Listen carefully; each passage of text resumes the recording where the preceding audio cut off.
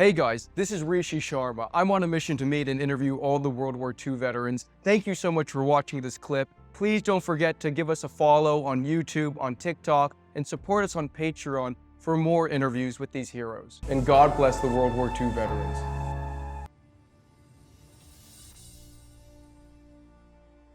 Hello, my name is Stuart Rothwell McDonald. I was in the Marine Corps from 1941 through 1946. It is an honor to meet you. Could you please tell us where and when were you born? I was born, I actually was born in New York City. I was visiting my grandmother, but I grew up in Lakeville, Massachusetts. So my real home is Lakeville, Massachusetts, which is the next town to Plymouth, Mass, to give you an idea where that is. And it's down towards Cape Cod. And that's where I grew up and went to school in Massachusetts. And the reason I got out of what happened to me was, which happens to a lot of boys, I guess.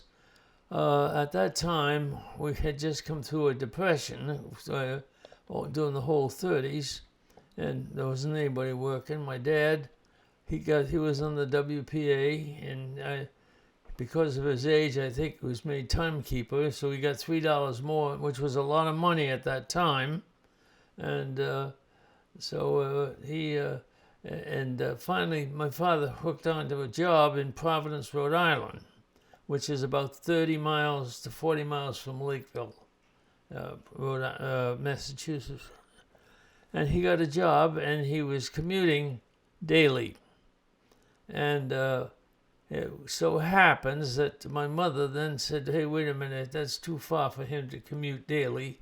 He got a job in a factory down in Providence. And so she said, we're going to move down to Providence. And I said, I'm not going to Providence. It so happens I was playing football for the Middleburg High School.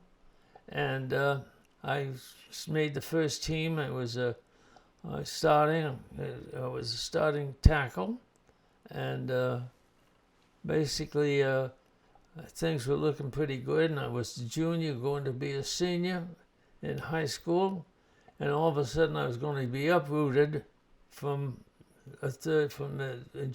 middle junior year to a senior in another high school, and I didn't like that, and I rebelled against it, and I didn't want to do it, and my mother kept saying, well, you're going to go to school, or you're not going to stay home, you'll go in the service. Now, this was the end of 1941, and football season ended at Thanksgiving. And my mother says, you're moving to Providence. And I said, no. She said, well, you're going to do something. And my brother happened to be home at the time, and my brother was in the Coast Guard. He was had some time off, was at the house, and she said, well, if you're not going to do something, go in the service. Now, this was before Pearl Harbor. And so my brother says, heck, give him to me.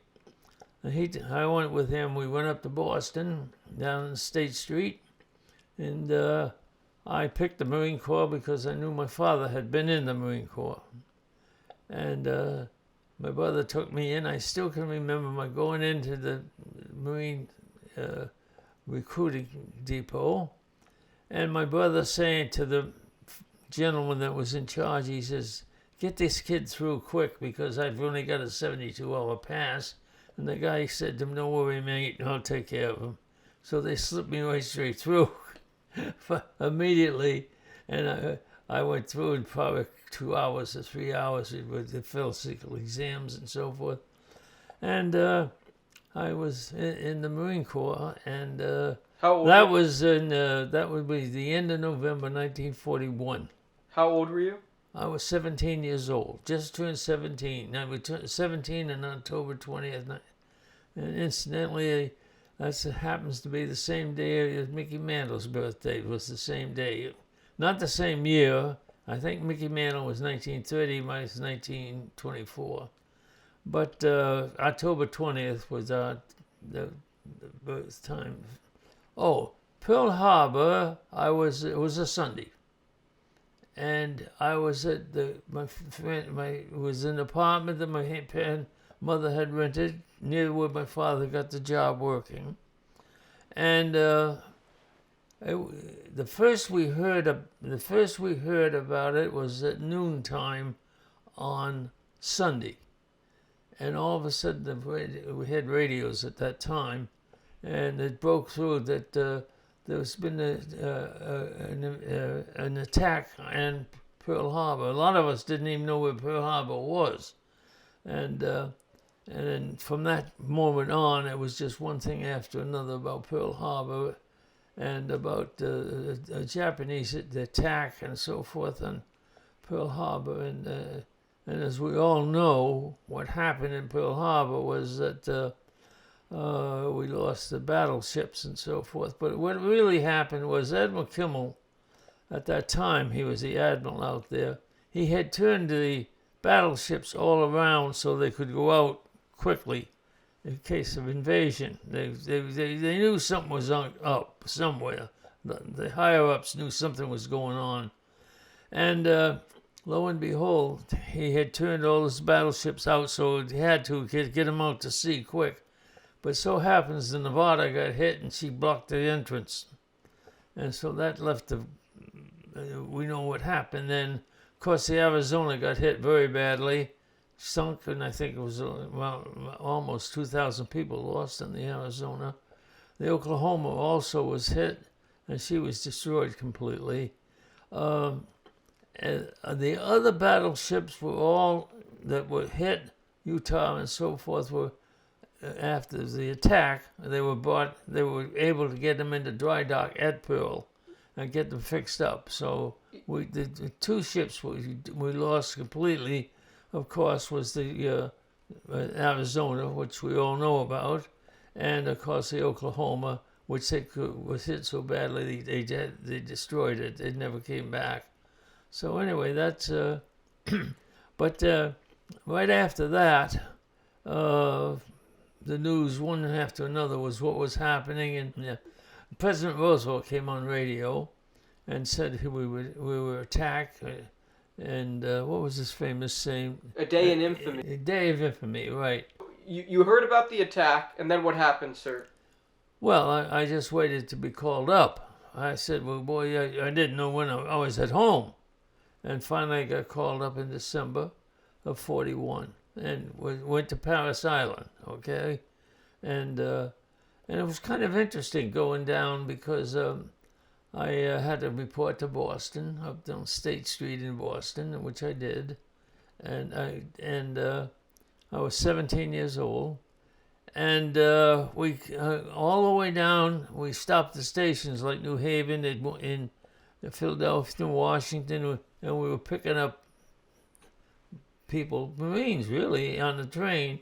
They were taking them all the way down to South Carolina. And in South Carolina, we stopped at, trying to think of the name of the town that we stopped at, and we got on another train. And this train was really a picturesque train. It was something out of the Civil War, and took us down to Parris Island. And we got off in Parris Island. And one of the things I remember about Parris Island, as we were going in, Parris Island is, well, you have to go across the marsh, and it's about 1 mile to 2 miles through the marsh over to the mainland. And who's coming out as we're all piled up into trucks, in the trucks, standing, and we're being driven over the marsh and into Parris Island. But who's coming along in another car but Johnny, the Philip Morris fellow? He used to sell cigarettes. And I still remember him. He was I don't want to say he was a midget, but he was small, a small fellow. And he'd say, "Hi, fellas," and we all waved at him. He was coming out in a car while we were going in. He was doing some publicity at PA, Parris Island, I guess. But anyway, So that, I got into boot camp there. About boot camp? Yeah. Yes, boot camp was at that time, but the barracks were wooden barracks. And today I understand it's all cement, no, brand new barracks. But at that time they were wooden barracks. And we got out, and the first thing we did, the first day, we were taken in our hair was trimmed, all of us. No matter what your hair was, you all had no hair. They clipped us right down to the bone, right down. And then we took all our clothes, which were civilian clothes. We wrapped them up, and they somehow sent them all back to they had addresses and sent the clothes back to our homes, wherever they were. And we were given outfits to wear, which were just plain dungarees type things, one-piece dungaree type things. And and the first thing we started learning was marching. And we would learn to march every day. We would march and march and march and march. And and it was kind of strange and kind of funny in a way. And then, of course, we were all kind of young. Most of them, I would say that most of them were like from my age, 17, 18-year-olds to 22. That was the age group. And what was so interesting was that we were always famished and always hungry. And when we go in to get dinner at night and so forth, our tables were one big long table with, I'm going to say, maybe 10 people on each side of the table. And then the different platoons had to deliver the food. And they deliver it down this end. Well, you need to say if you were sitting down that end and you had pork chops, when it got that end, there weren't any pork chops down there because they were all taken on the way down. And it really got funny. We had one fellow, I remember, his name was Bushkowski. And Bushkowski, there was a pork chop left down at the very end, and this guy, young fellow, was going to take the pork chop. And Bushkowski says, "You touch that pork chop and you'll never use that hand again." So nobody touched the pork chop. But I forgot to mention the fact when we got to South Carolina, we went to Port Royal, and that's where we got off the train in Port Royal, and then took the trucks. We got trucks that we would stand in, no sit, and we just stand in them and go in and it was about, I think I'm going to say it was a good half mile to a mile across the marshes into Paris Island. And our training was, a lot of the training at first was nothing but marching, and all the times. And sometimes, once in a while, we had some people that, I remember one fellow, his name was Coon. He was from North Dakota, Minot, North Dakota. And I always remember the Minot because I remember Coon. I got friendly with him, and he was a young kid. And anytime you listen to the weather, you hear about the weather, blah, blah, blah. And then I said, and it was in Minot, North Dakota, like 0 or something. But anyway, this time we used to get up at 5 o'clock in the morning, and we stand attention in front of the bunks, get up and stand attention, and they'd have a roll call. And this one time,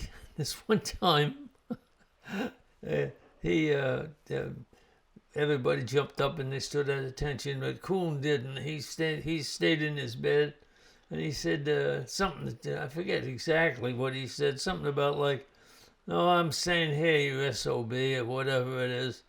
And the drill instructor looked at him. He grabbed him by his shorts, and just his shorts, and this would have been January of '42, and went right out the door and right out into the parade grounds, and he stood it, and he had him standing at attention. We all marched out, and we all marched to breakfast. He was still standing in his shorts, And that was the last time he ever said, "You son of a bitch, you're not gonna do anything to me," because he was almost white. He was white. He was so cold. But anyway, it taught us a kind of a lesson. When somebody tells us to do something, we better do it and do it fast and keep our mouths shut. And but anyway, You guys were some of the first Marines trained after Pearl Harbor. What were the instructors, the officers? They must have really been training you to prepare to well, fight. yes, we had drill instructors, and they were normally sergeants, and they had been people, I would say, had been in the Marine Corps from 3 to 4 to 5, 6 years, that type of thing. Our officers, we didn't see too many officers, to be honest with you. Of course, there was an officer in charge of the whole thing, but most of them, I think, were a lot of them were what we used to refer to as 90-day wonders, guys that got out of college and became officers. They were not academy graduates and so forth. But we spent 13 weeks, and the first month was really drilling and drilling and drilling and one of the things we always had to be careful about in drilling is when you're carrying your rifle, you carry it right like this. You don't go like this when you go, because the guy in back here, we have bayonets. And if I'm in front of you, and I'm letting this thing out, and this bayonet is coming like this to your face, it isn't too long. You're kicking them, so you get that down, so that you don't. So we learned to drill with holding the rifle a certain way, but drilling was a great big thing we did. We drilled and drilled and drilled, and what about the rifle range? No, that came later. We went to the rifle range.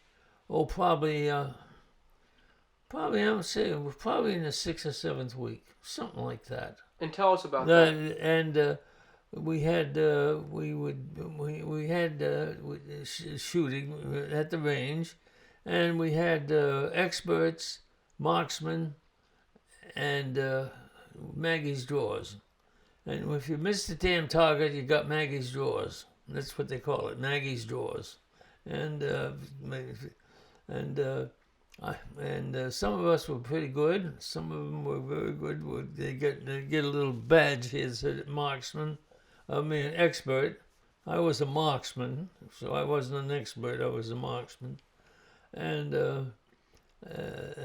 so, I guess a lot of the young kids was used to at home with the 22s and shooting.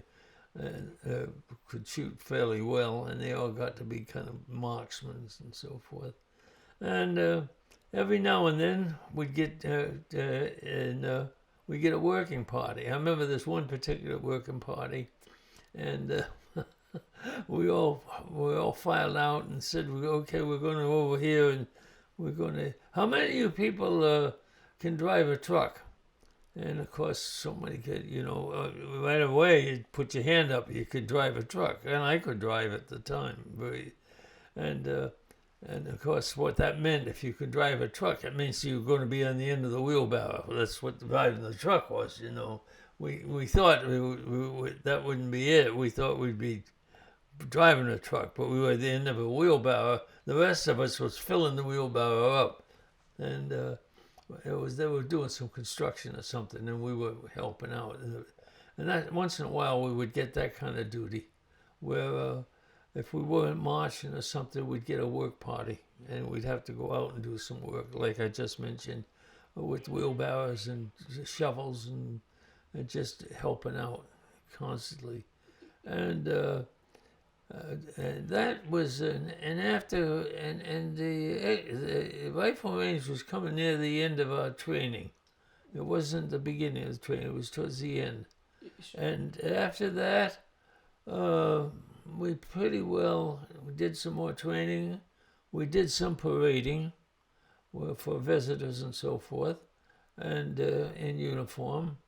And then we had graduation, which was not a big deal. It was just the fact that we put 13 weeks, and that and they said we graduated. And the big thing about graduating was now we could go down to the PX and we could buy something at the PX. Before, we couldn't go near the PX. If we did, we marched to the PX. Whatever we wanted, we could get, but we were under guard all the time, and then we march out.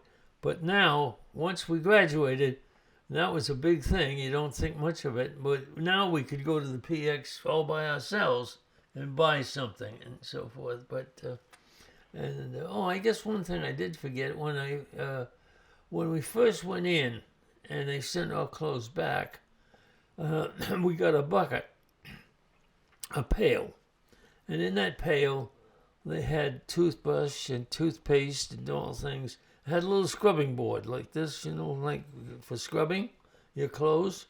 We had that, and our pay at that time was $21 a month. That was the pay, 21. And the first paycheck I got was $21, and I didn't get 21. They took $11 for that bucket I was telling you about, and also, believe it or not, we had a carton of cigarettes in there. So you see, the cigarettes were a lot different than they are today. And we had a carton of cigarettes and toothpaste and soap and the scrubbing board and soap for washing clothes and things of that nature. So, and then... your memory, Mr. McDonald, your memory's incredible. And then, basically after that, and we were able to go. Now, we didn't stay on Paris Island very long. Once we graduated, we got on trains, I'm going to say probably 2 weeks or 3 weeks or something like that. And we went up to what we called, now you call it Camp Lejeune. At that time, it was called New River. It was called Tent City, New River, and it was in New River, North Carolina, which is today Camp Lejeune, the same place. And that's when I got attached to the 1st Division. I got attached to the 1st Division, and I was in the Fire Direction Center. And the Fire Direction Center, and I was attached to artillery. And the Fire Direction Center was howitzers, pack howitzers. They don't have them anymore. They're not, but they were artillery pieces that you could carry around with you, and then set them up. And I was attached to as a what do they call them? I was a forward observer, but I had I'm trying to think of the name they used to call them. I had a slipstick, like a slide rule, about this size. And what we would do when they gave a command, the commands would come down in yards, and in a command, and we'd have to take those yards and change it to mills so they could put it on the guns. Guns at mills, not yards. So if it was 200 yards, we'd take 200 and say that would feed 10 mil or something. And the guns then would follow along with the whatever it was. And the way that worked, incidentally, each in the artillery, there would be A, B, C companies, and there'd be 4 guns in each company, so that's 12 guns. And and as you were giving commands, say you was a target out there, and you throw a round out there and you were nowhere near it, and then you give a command saying, up 400, right 400, something like that, meaning they now would move it up, the guns would move up 400 and go right 400, and then they'd shoot, but only one would shoot, only one gun would shoot, but all 12 of them would be following, okay, the command. And finally, when you finally ended on the target, you got a shot, and then, boy, that's close where I want to be. Okay, you'd say fire for effect. And when you said fire for effect, that would mean all 12 of them, because they followed your commands. All of them, even though they weren't firing, they were following the commands. So when you said fire for effect, all 12 of them would go at one time. And that's how they do. I guess they do that the same today. But today, they don't have pack howitzers. Today they have basically, I think the lowest they go is 105s, and they are they're on wheels and so forth. But the pack howitzers you would take around with you, you'd carry them, set them up, and so forth. That's where I got started, and I got started as a fire direction center is what they called it, and I got started there, and actually I really got started by being out in the field holding a pole up when people would take a look at the pole and try to fire towards the pole and so forth, and that was all part of the learning how to handle the guns and so forth. But anyway. So do us a favor, Mr. McDonald. If you could take us through, please, the story of after your training with the 1st Marine Division in New River. The main story we're looking for right now is how do you guys get overseas? Okay, we went overseas basically. We went to New River, which is North Carolina, which is Camp Lejeune. And that's when I was not put in any artillery until I got to New River, and then I was assigned to artillery. That's how I got in artillery. I was in 1st Division, 11th Marines. Captain Jolly was the captain. Jolly was his name, I believe, was the captain. And I was assigned to the pack howitzers, which was an artillery part. Okay, I was attached to the pack howitzers, the 1st Marine Division, 11th Marines. 11th Marines was the pack howitzers, with the artillery pieces. And Captain Jolly, remember the name right? He was the captain in charge of that division. We then basically probably stayed on, I'm going to say for maybe a month, if anything, probably a month, if that long. And we got on trains, and we took the trains all the way across the country, all the way to San Diego.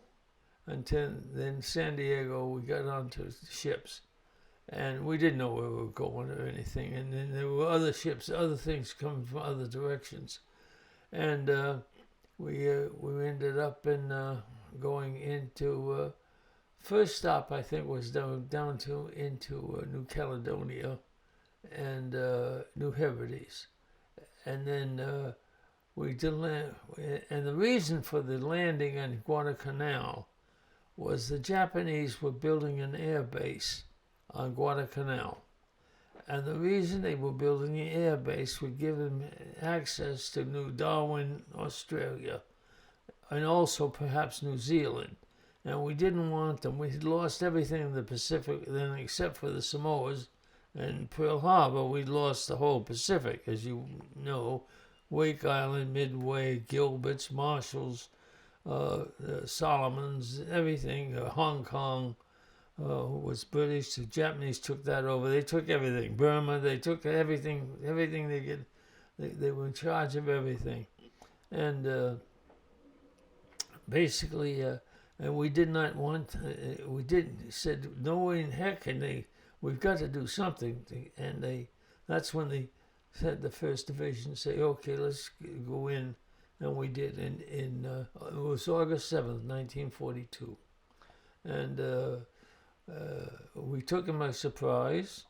And it's called Henderson Field. And I think the reason it's called Henderson Field was named after a major that got shot down over Midway.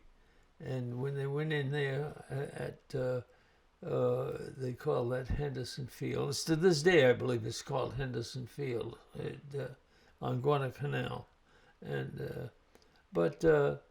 and the first day was there was a big surprise. In fact, they were having breakfast at the field.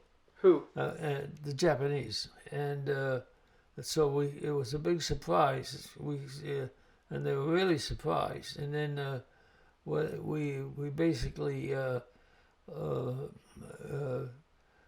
Attacked we made the landing. And the landing wasn't that bad because we surprised the hell out of them. But the second day, they came back and the Battle of Bloody Ridge and so forth coming down. Believe it or not, this is that the Japanese commander was supposed to run us off the island, and knock us off the island because we just made the invasion, and it didn't work. We repulsed him, and believe it or not, because he did not do it, he committed harikiri. That I think you can read your history book, you'll see that he basically, because his job was to take us off the field, Henderson Field. And in the meantime, when we landed on Henderson, we started putting barbed wire up all over around the field and so forth. He didn't get us off of it, and because he didn't get us off of it, he lost face, and the commanding officer did commit harikiri because of that. And from there on in, on Guadalcanal, we didn't. One other thing happened. That we'd been on the canal. I'm going to say perhaps 2 weeks, and we were starting to get some. The 7th Marines were coming in under Puller, just Chesty Puller. He coming in from American Samoa, coming in to help. And we got up one morning, and lo and behold, all the ships, there were a lot of ships, they were all gone. And we're looking and saying, well, my God, what happened to the ships? They're all gone. Where is everybody? Well, what happened was that we got word of the fact that basically the Japanese fleet was coming in, and because we only had 17 days worth of fuel, we did not want to engage the Japanese fleet with that very little fuel. So the two admirals, one was Admiral Foster, Admiral Porter, one was in charge of supplies, one was in charge of the troops. And they said the best thing we can do is get off the island and get the ships out of here as fast as we can until we get some more fuel, which all our supplies were coming from Australia, incidentally. And but what the funny part was that we get up and then saying, oh my God, the ships are all gone. Now I'm going to tell you something that was going around, but it's not true. But it's rumors start in the service. If you've ever been in the service, you know rumors start. And the rumors started that we saw all the ships, and we said, what's going on? And they said, oh my God, they've left us. And they said, one said, did you hear that the chaplain on the 22nd Marines committed suicide? And we're saying, what, you mean the chaplain gave the chaplain gave up? Well, I guess he did. There's no truth to that. But that was a rumor that was going around. And but it was how rumors start. And a rumor is like a stone in a still pond. You drop it and the waves go. And it was really interesting. Now you look back and you laugh at it. There's no truth in it at all. But anyway, they got their fuel and came back. We had limited supplies, needless to say. Most of our supplies were coming from Australia. Why? Because of the vicinity and the distances, of course. And that's where we got our fuel. But they got out, and once they got their fuel, and for some reason, and I don't know why, and I think the history books will tell you, we don't know. For some reason, the Japanese fleet turned around and went back. And we don't know why they did. Of course, in the meantime, once we got fuel, all the ships came back in. And at that time, it was a lot of, not so many carriers, but a lot of battleships. But Mr. McDonald, I've interviewed some Guadalcanal veterans who talk about the Japanese Navy shelling the island. Do you remember? Yeah, yes. Well, the Japanese Navy did shell the island, and and we also had the Tulagi, which was an island right off of Guadalcanal. We had the PT boats.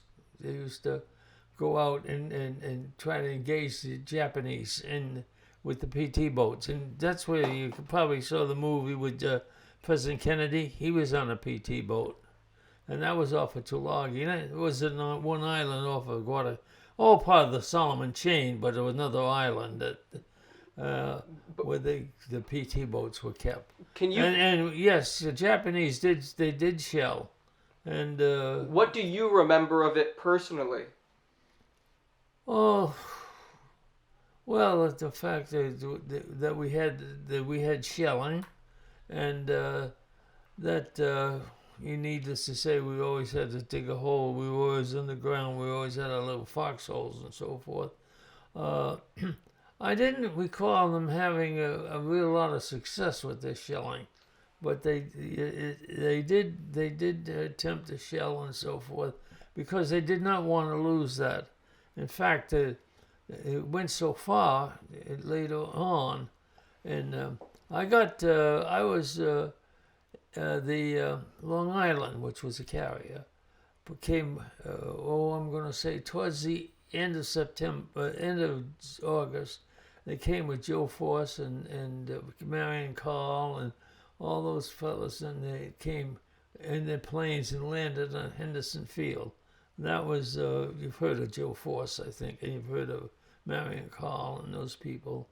And they were all Marine pilots. And that was the first pilot train, first U.S. planes that landed. And then, of course, from there, then we were able to move out a little bit. In fact, those guys, actually, a lot of those fellows, Joe Force, and they brought them all back to the States to raise for money for bonds and so forth and so on, and to tell what was going on at Guadalcanal. And Joe Force later was governor, I believe he was governor of South Dakota, if I'm not mistaken. Yeah. And he also had a show, a hunting show, I think too. Joe Force did. But so just going back, because like I said, sir, for the interviews that we do, it's really about you. Yeah. People want to know about you personally. Okay. Well, can you go back? Can you go back to the landing, please? Well, what happened to me was I was artillery. We weren't using artillery too much at that time because we were pretty much locked into Henderson Field, and we had put barbed wire up and around Henderson Field to keep the Japs out and so forth.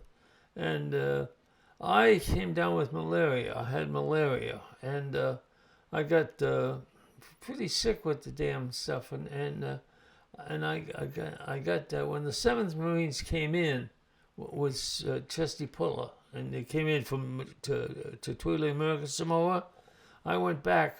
They sent me back to a hospital in American Samoa for malaria, and I was in that hospital for I'm going to say perhaps maybe 2 weeks, week to 2 weeks, and I got over the malaria. I was only still 17 at the time. Oh, wait a minute.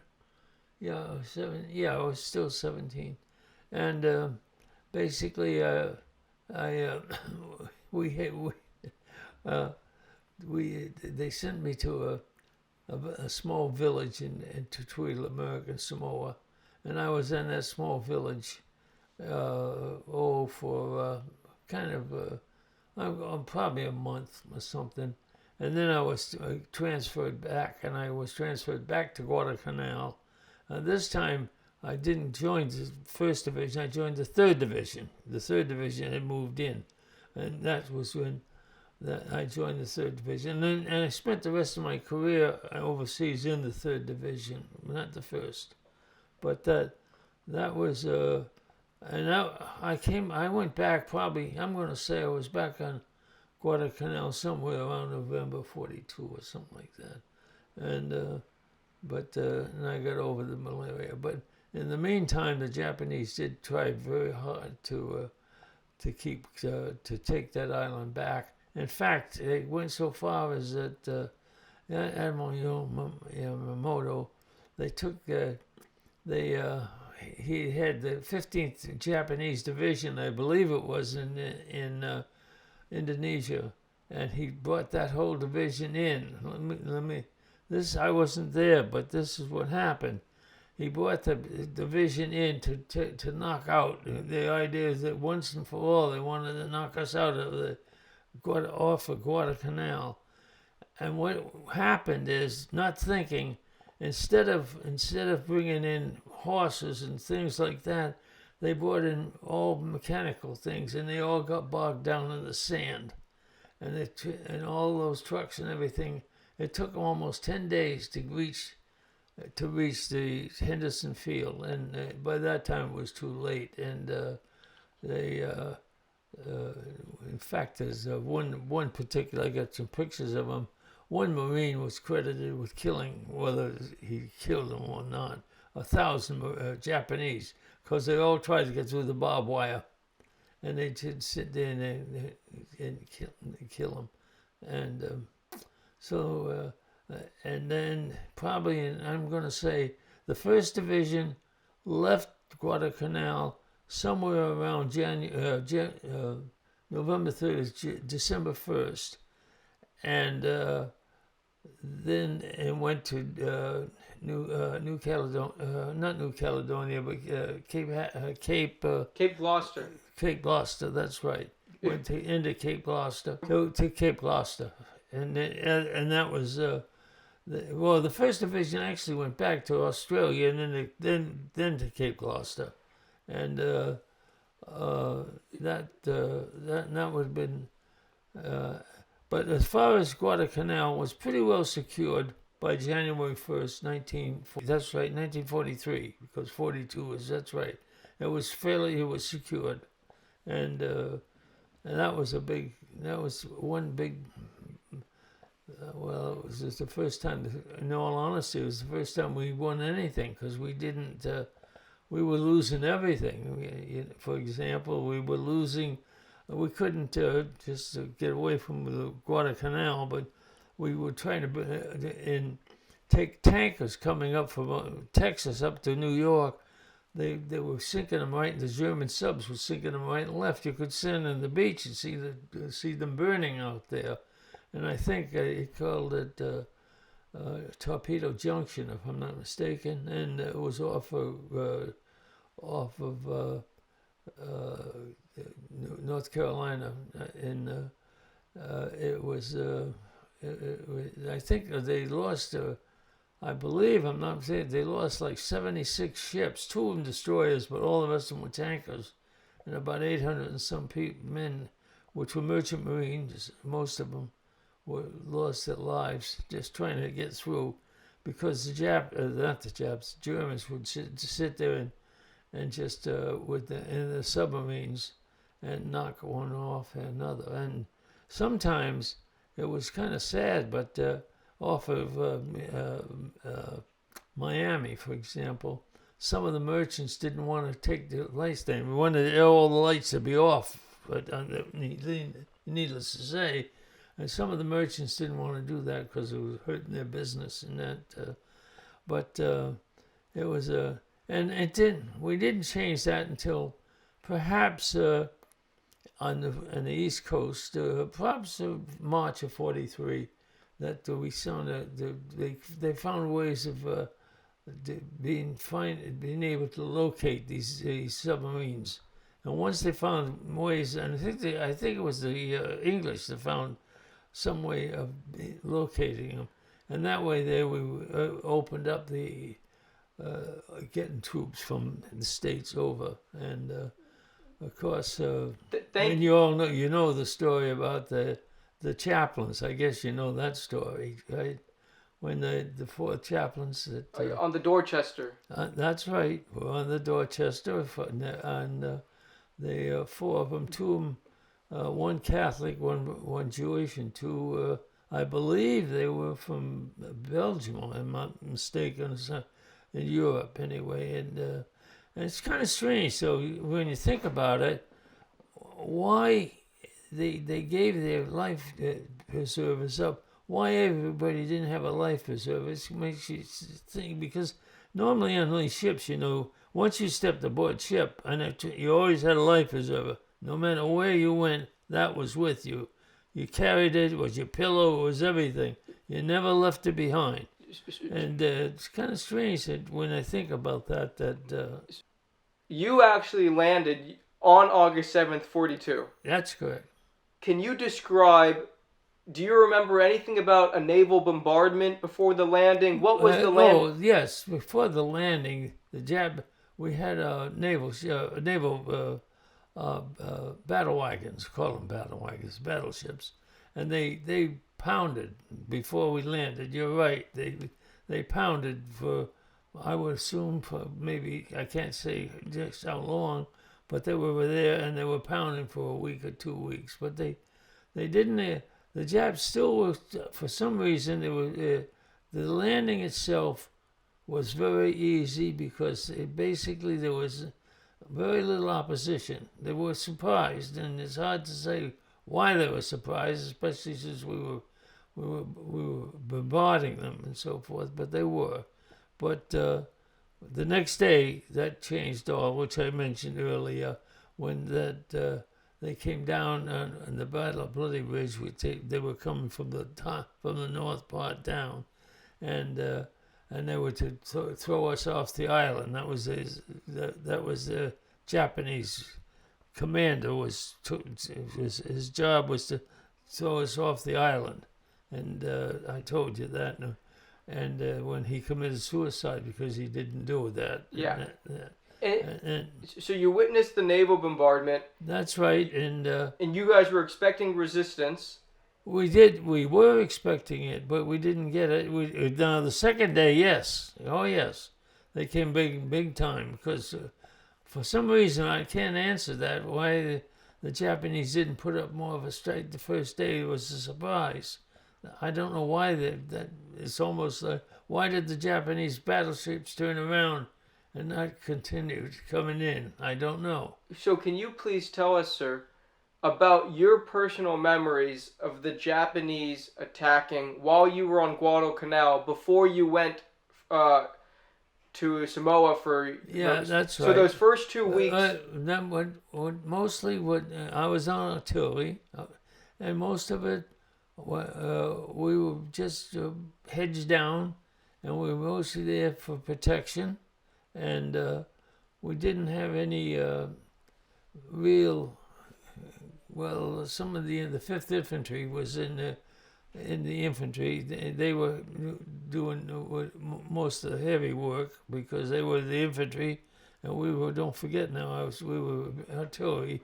We were behind, not in the front, and so our job was just to be available and whenever we could, and a lot of it was.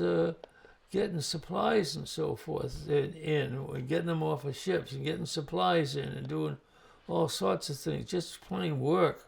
And tell us more. I give you one little story that was kind of funny.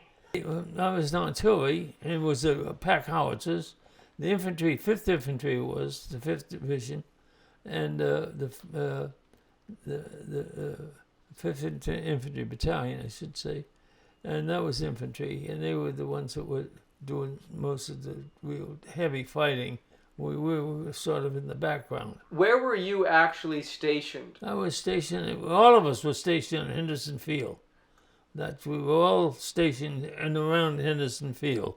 And we put barbed wire up all around Henderson Field. And that was the airfield.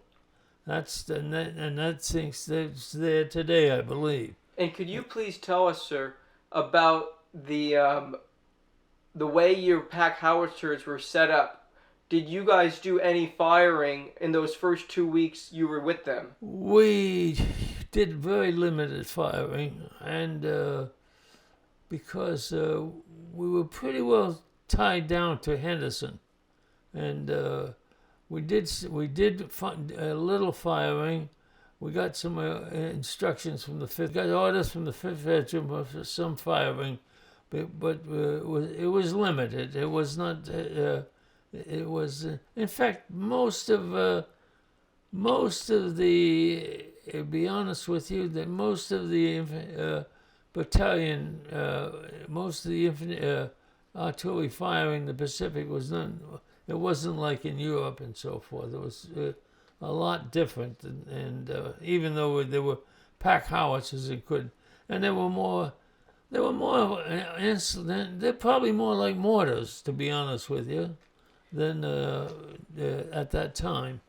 And but I really appreciate your honesty because, everyone obviously wasn't a frontline rifleman, charging the Japanese. there was limited firing because the fact is that we were pretty well surrounded by Henderson Field.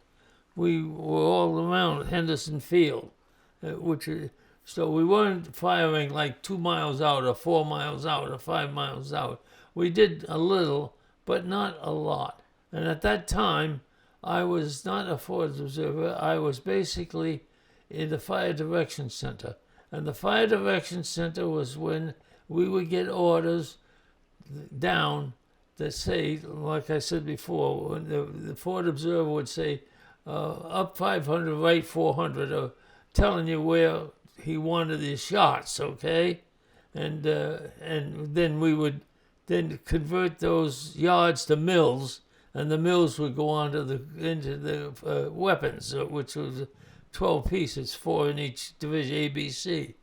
And so therefore we were not doing a lot of artillery firing. In all fairness, we never did a lot of artillery firing in, maybe more so on Guam than others. It was more open. Bougainville was all jungle, so you know it wasn't not a lot of artillery firing. You're doing great. Yeah, we artillery pieces, incidentally, are always waiting for information from the infantry, and then in the infantry we had what we called forward observers would travel with the infantry, and their job was to get information back to the guns so they could use them when necessary. And that happens all the time. And they call those people forward observers. And I was the forward observer on both Bougainville and on Guam. And so on both of those, I was 3rd Division as a forward observer. I was not in the Fire Direction Center there. I was a forward observer. In the 1st Division, I was in the Fire Direction Center, which meant I had my slipstick, and my job was to convert the yards to mills so the mills could go on to the guns. And we're definitely going to cover Bougainville and Guam. The only fire we did on Henderson Field was when we had orders from the 5th Regiment to fire. They needed some firepower forward, and then we would line up and try to give them what they wanted. It was minimum, it wasn't maximum, but that's about what we did as artillery pieces. But the infantry was a little different because they were more or less more it wasn't hand-to-hand combat. It was more. The Japanese were great. For example, one of the things that you had to be careful of Japanese, they'd be up in trees and fire down on you.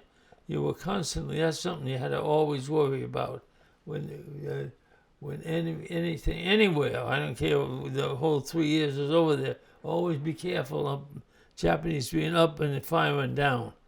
They kind of go in trees. Other things they did was to dig big trenches and big tunnels. I don't recall too many tunnels in Guadalcanal, but on some of the other islands, they had tunnels. Tawara, for example, they had tunnels everywhere.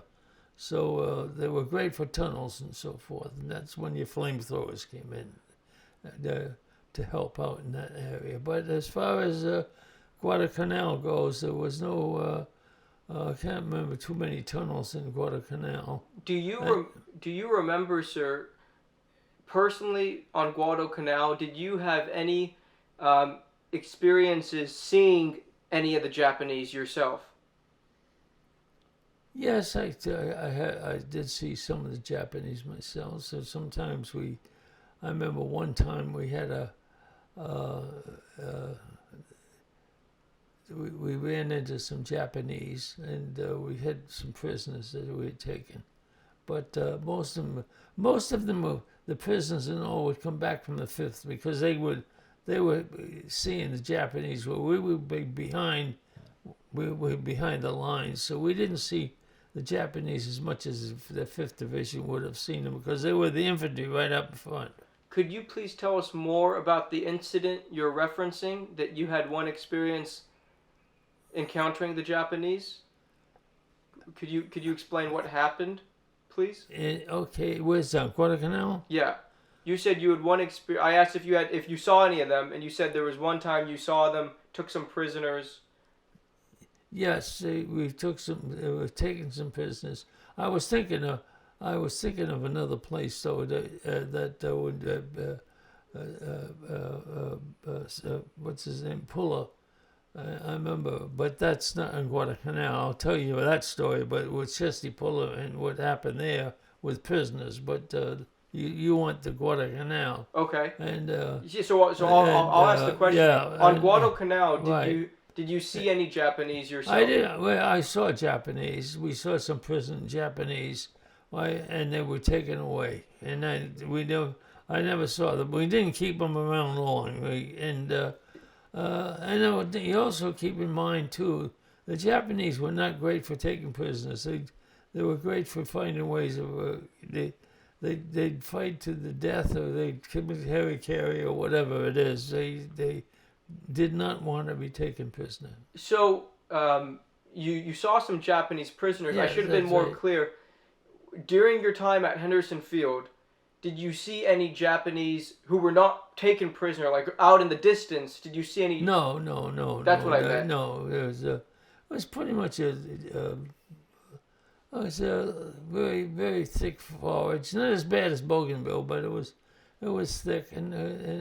But they did have plantations on Guadalcanal, coconut plantations and so forth that the Australians used to use before the war and so forth, right? Oh yeah. Well, anyway, the story is that I don't know what happened, but somewhere along the line there was a whole bunch of fruit cocktail, and somebody must have had a warehouse full of fruit cocktail. I don't know where. But anyway, they had to get rid of it, and somebody sold it to the government, and the government didn't know what the hell to do with the fruit cocktail, so they sent it over to Guadalcanal. And they had the damn fruit cocktail lined up on an old, we didn't have roads, but they're lined up the pathways, sort of. And this fruit cocktail was in tins, little tins, very loose tins, in kind of not wooden boxes, but if I remember right, they were in sort of cardboard boxes. Well, of course, they had a raft of this stuff, and they get hot. And what happens when they get hot? There's about that much liquid in front of the fruit cocktail. And all of a sudden, the friggin' fruit cocktail explode. And they go, boom! And the friggin' fruit cocktail, it was like mortar fire. They come down.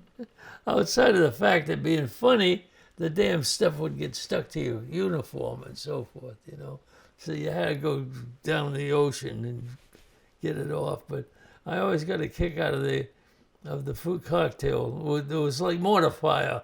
It'd blow, the heat would get to it, and it'd go boom, and then it'd be like mortar. Thank you for sharing that. That was something kind of funny. I don't know. Some guy had a warehouse full of fruit cocktail and unloaded it on the government, and they didn't know what to do with it, and they said, send it over the... So I just have two questions before we move on to your other islands. When you were at Henderson Field, did you guys have any experience taking on Japanese artillery or mortar fire? Do you remember being under fire? We had yes, somewhat under fire, but we'd be down in our foxholes. I was never really the biggest war we had in anything in that was bombs dropping from overseas. Well, a couple times they had a couple bombs drop. I remember one time one bomb dropped and went right there, but it didn't go off, thank God. But it hit and it went right through where we were stationed, and hit and just went right straight through, and it didn't go off. And later they went and got it, and the people that know what they were doing. Why it didn't go off, I can't answer that, but I can tell you this much: when that damn thing was coming down, it sounded like a train, like when you're in front of a train, you hear this woo, yeah, and boom, But thank God it didn't go off. But Where were we that was on Guadalcanal. But it did. That was one of the bombs that came pretty close, and a lot of their bombs and so forth sort of didn't come close. It seemed to be deeper. For some reason, they were firing over Henderson, not into Henderson. And then you'd have to talk to the Japanese why that happened. I'm not sure. Where were these bombs coming from? Probably the one that dropped there would have been from an aircraft, from a Japanese aircraft. Okay, so the one that so what I'll have the Japanese still they were able to the Japanese still could very easily go over Guadalcanal. We did not have planes on Guadalcanal, which I mentioned earlier, Joe Force and Cal, till about 3 weeks into the canal. Somewhere about the third week, they were on the Long Island, which was a carrier, and they all of them. There was 6 planes, I think, and they all came to Guadalcanal, land at Henderson. Yes, I think my biggest worries on Guadalcanal, and from my experience and so forth, was probably bombs from Japanese planes was probably the biggest worry. They're coming over and dropping bombs, and that was always where they would hit and where they wouldn't hit was always a factor. That was always a worry, and that's why you always got into a foxhole and stayed in the foxhole. So that if one went off, you hope it'd go beyond you. But too many of them didn't hit it direct anyway. So when it comes to Guadalcanal, did you? Because you went away obviously to get treated, but then you come back. I came back to the 3rd Division. Do you remember seeing Japanese casualties? I mean, oh sure, I got pictures of them. There's on Guadalcanal. No, these were from Saipan.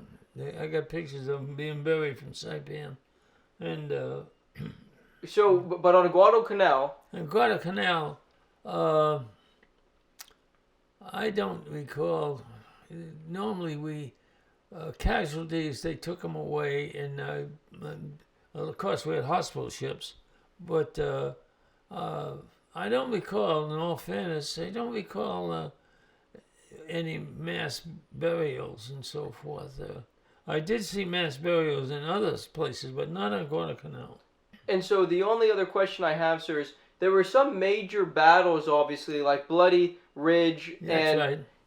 When those battles were taking place, there must have been so much firepower. You guys at Henderson Field, could you hear what some of the machine guns? Oh, of course we were concerned very much. So we were behind, but we were very concerned because if they broke through, we'd be the next ones in line. But could you hear it, the battle? Oh yes, yes. So we're talking about airfields, so you can.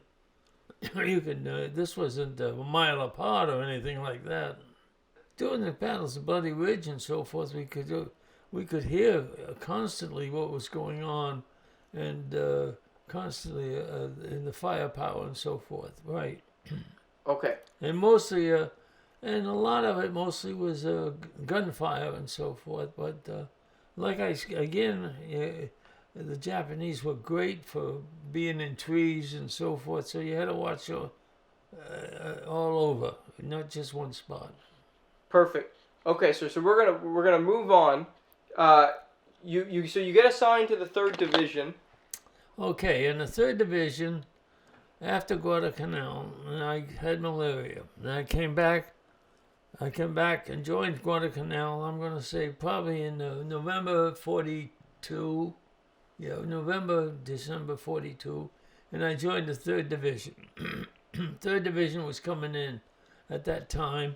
7th Marines had already arrived with Chesty Puller and so forth. He was on Guadalcanal. And there was an all-out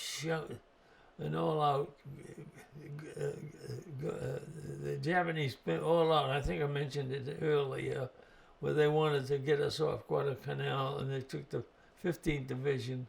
And, so you don't need to repeat that part, yeah. but just about the story, sort of how you joined the 3rd Division and went to. Okay, and I joined the 3rd Division, and then 3rd Division, basically, we went into Bougainville in November 1st, 1943. And that's about, from the time I arrived on, I'm going to say December 42, that was about 10 months later that we went into Bougainville. Bougainville's the top of the Solomon Islands. Solomon Islands is a chain of islands about 1,000 miles long, almost like Indonesia. And Bougainville's on the very top, okay? And Bougainville is there, and the reason we wanted Bougainville, we wanted to go after Rabaul. Rabaul was a big Japanese base right off of the top of Bougainville, which is the top of the Solomon Islands. And that was a hellhole place. And the reason I say that is because it was, in fact, I got pictures. I wish I had them I didn't know the man, but he won the Congressional Medal of Honor on Bougainville. And I was at that time on Bougainville, I was with Fire Direction, and I used to travel with the infantry. And I was with the infantry, and when I say travel on Bougainville, I mean you had to have a machete and cut your way. I mean, it was very thick. It was thick, and you could take something this big, and it was like a big piece of celery. You go, boom, down it would go. You know, it was a terrible place. It was hot. It was insects. It was never saw any snakes though. Never all the time I was in the South Pacific, I never saw a snake. So just you know, a lot of people think the snakes everywhere. They weren't, but it was just. And I remember one thing that didn't. I remember we were out front. We were traveling with the infantry and just moving ahead. And the purpose of might as well tell you, the purpose of Bougainville was to build an airfield so that they could have a shot at Rabaul. And that's when, basically, I've got to mention this, that the people that built that airfield was the Seabees, which was they were the engineers for the Navy. And boy, were they good. They clear things out. They would put steel mats down, and you would, within 30 days, they had an open field where a plane could land. And then, but this time I was with the infantry, and we were moving ahead. And for some reason, I don't know why, the commanding officer said, "Okay," he said, "we're going to go ahead with the rest of the infantry." They were moving ahead slowly, and he said, "We're going to go." He said, "McDonald, you wait here," and I says, "Yes, sir." And he says, when the infantry when the next row of infantry comes up, you follow where we've gone and bring them up to where we will be. He said, "You just wait here." Well, try to be in the jungle all by yourself. You can't see anything. I mean, it's thick jungle, and they move ahead, and you're there all alone. And I swear, every damn thing, every noise I thought was another Jap somewhere. So I didn't know. my job was to stay there till the rest of the infantry moved up. And so we're up in front of the infantry, and I'm saying, "Holy Jesus!" I said, "Oh," and you talk every damn noise you hear, you'd say, "What the hell?" Well, finally the infantry moved up, and we were able to move forward and so forth. But and I think that was the one time that I guess that was the one time we you talk about. We landed on Bougainville November 1st, 1943. And that Bougainville is the tip of the other end of the Solomon Islands. The Solomon Islands was one long chain of islands for about 1,000 miles. Guadalcanal's on one end, Bougainville is on the other end. And the reason we wanted to go into Bougainville was the fact that Bougainville was close to Ribol. And Ribol was a huge Japanese base. And we thought perhaps if we could get an airfield on Bougainville, then we could attack Ribol. And we landed, as I said earlier, we landed November 1st, 1943. The landing was, it wasn't that difficult at first.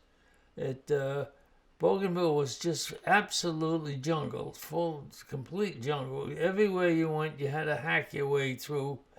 And not only that, the weather was miserable. It was raining and just absolutely miserable.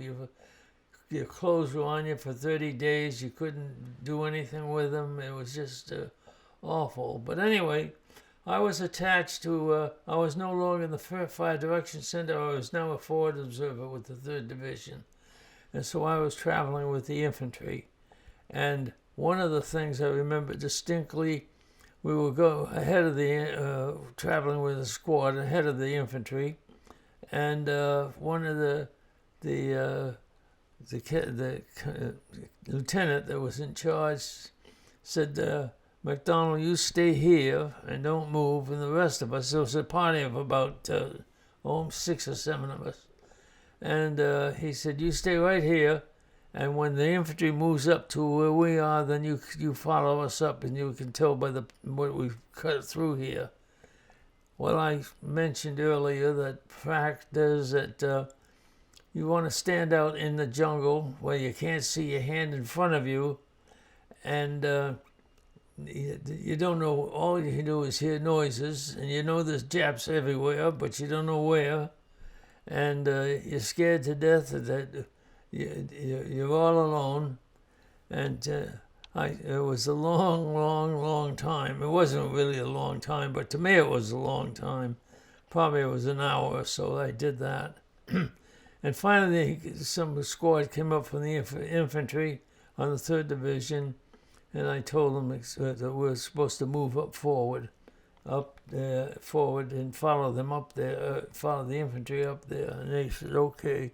And they did that. And so then we all moved up forward with the infantry. And we did run into in fact, it was rather funny.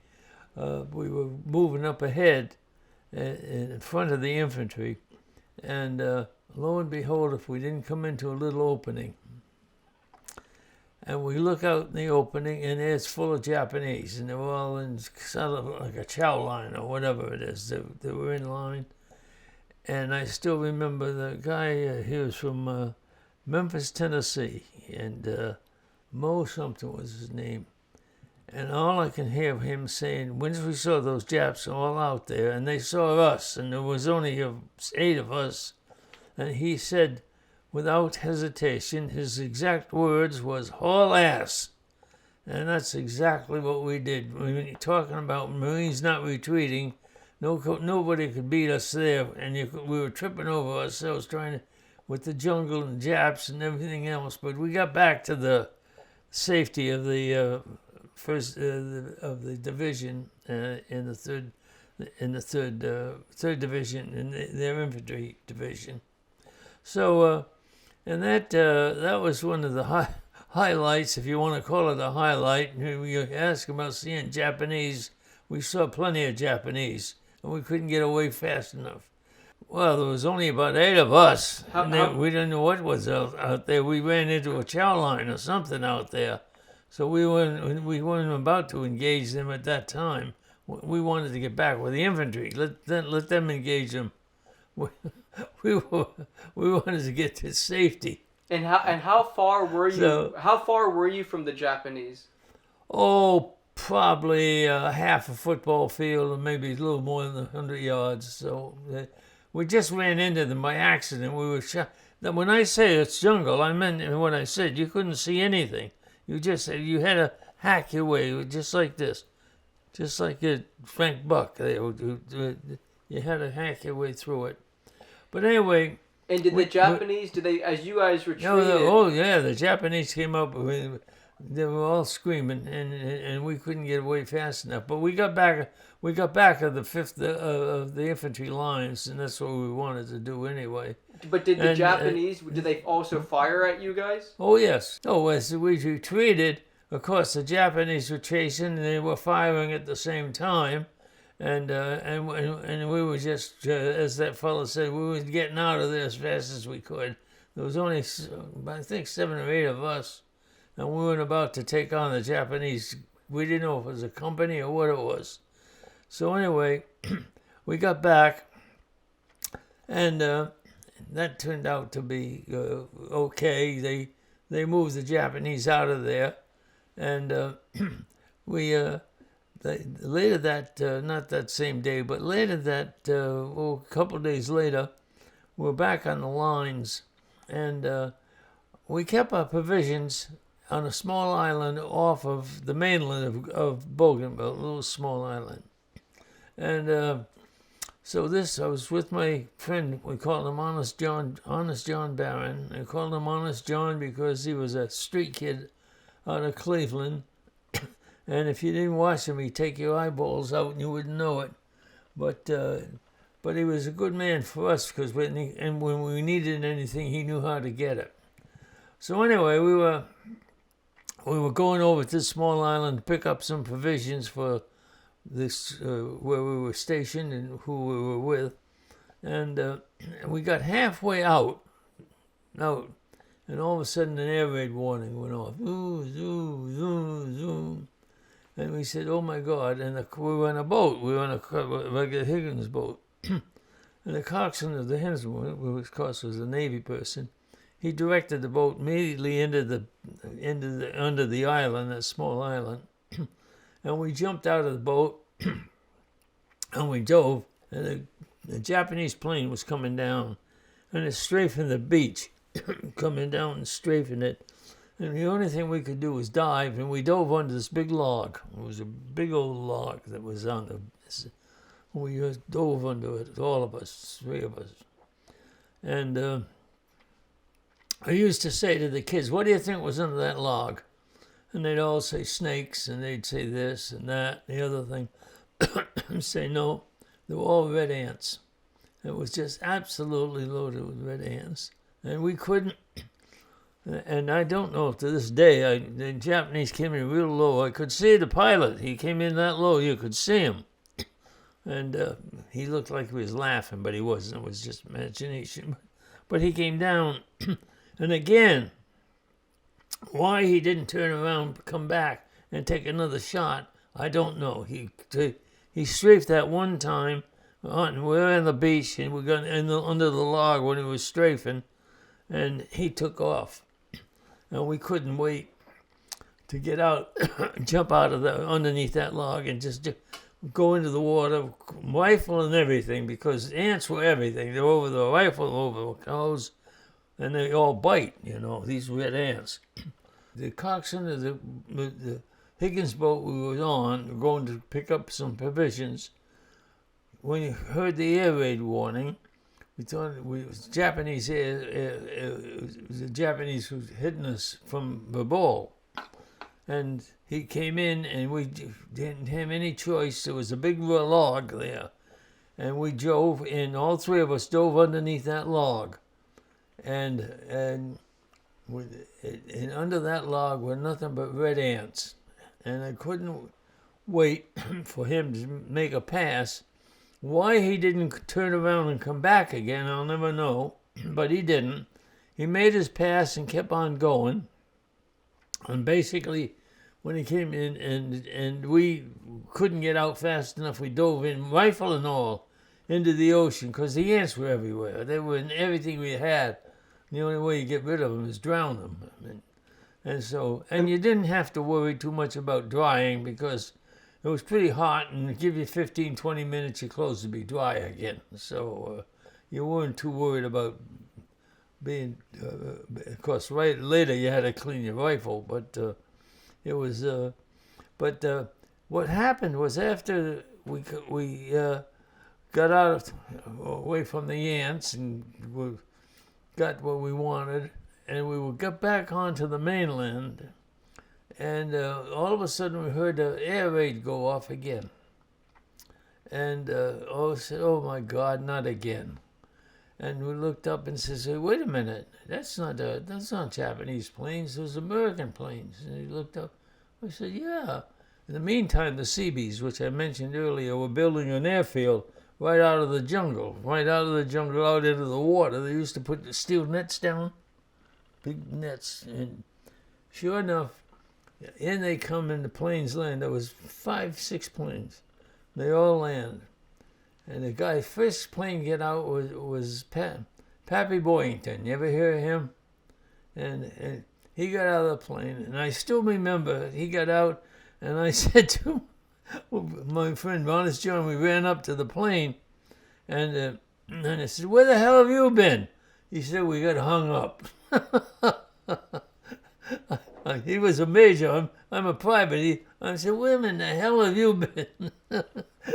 He says, we got hung up. So, anyway, that's what happened there. That was quite funny. But we got the provisions and went back. But anyway, Bougainville was a very tough spot. Bougainville was another spot where basically they bombed us, and they dropped one of the bombs. The second one, and the first one I told was in Guadalcanal. And the damn bomb didn't go off. But, oh my God, I can still hear them when they come down out of that air.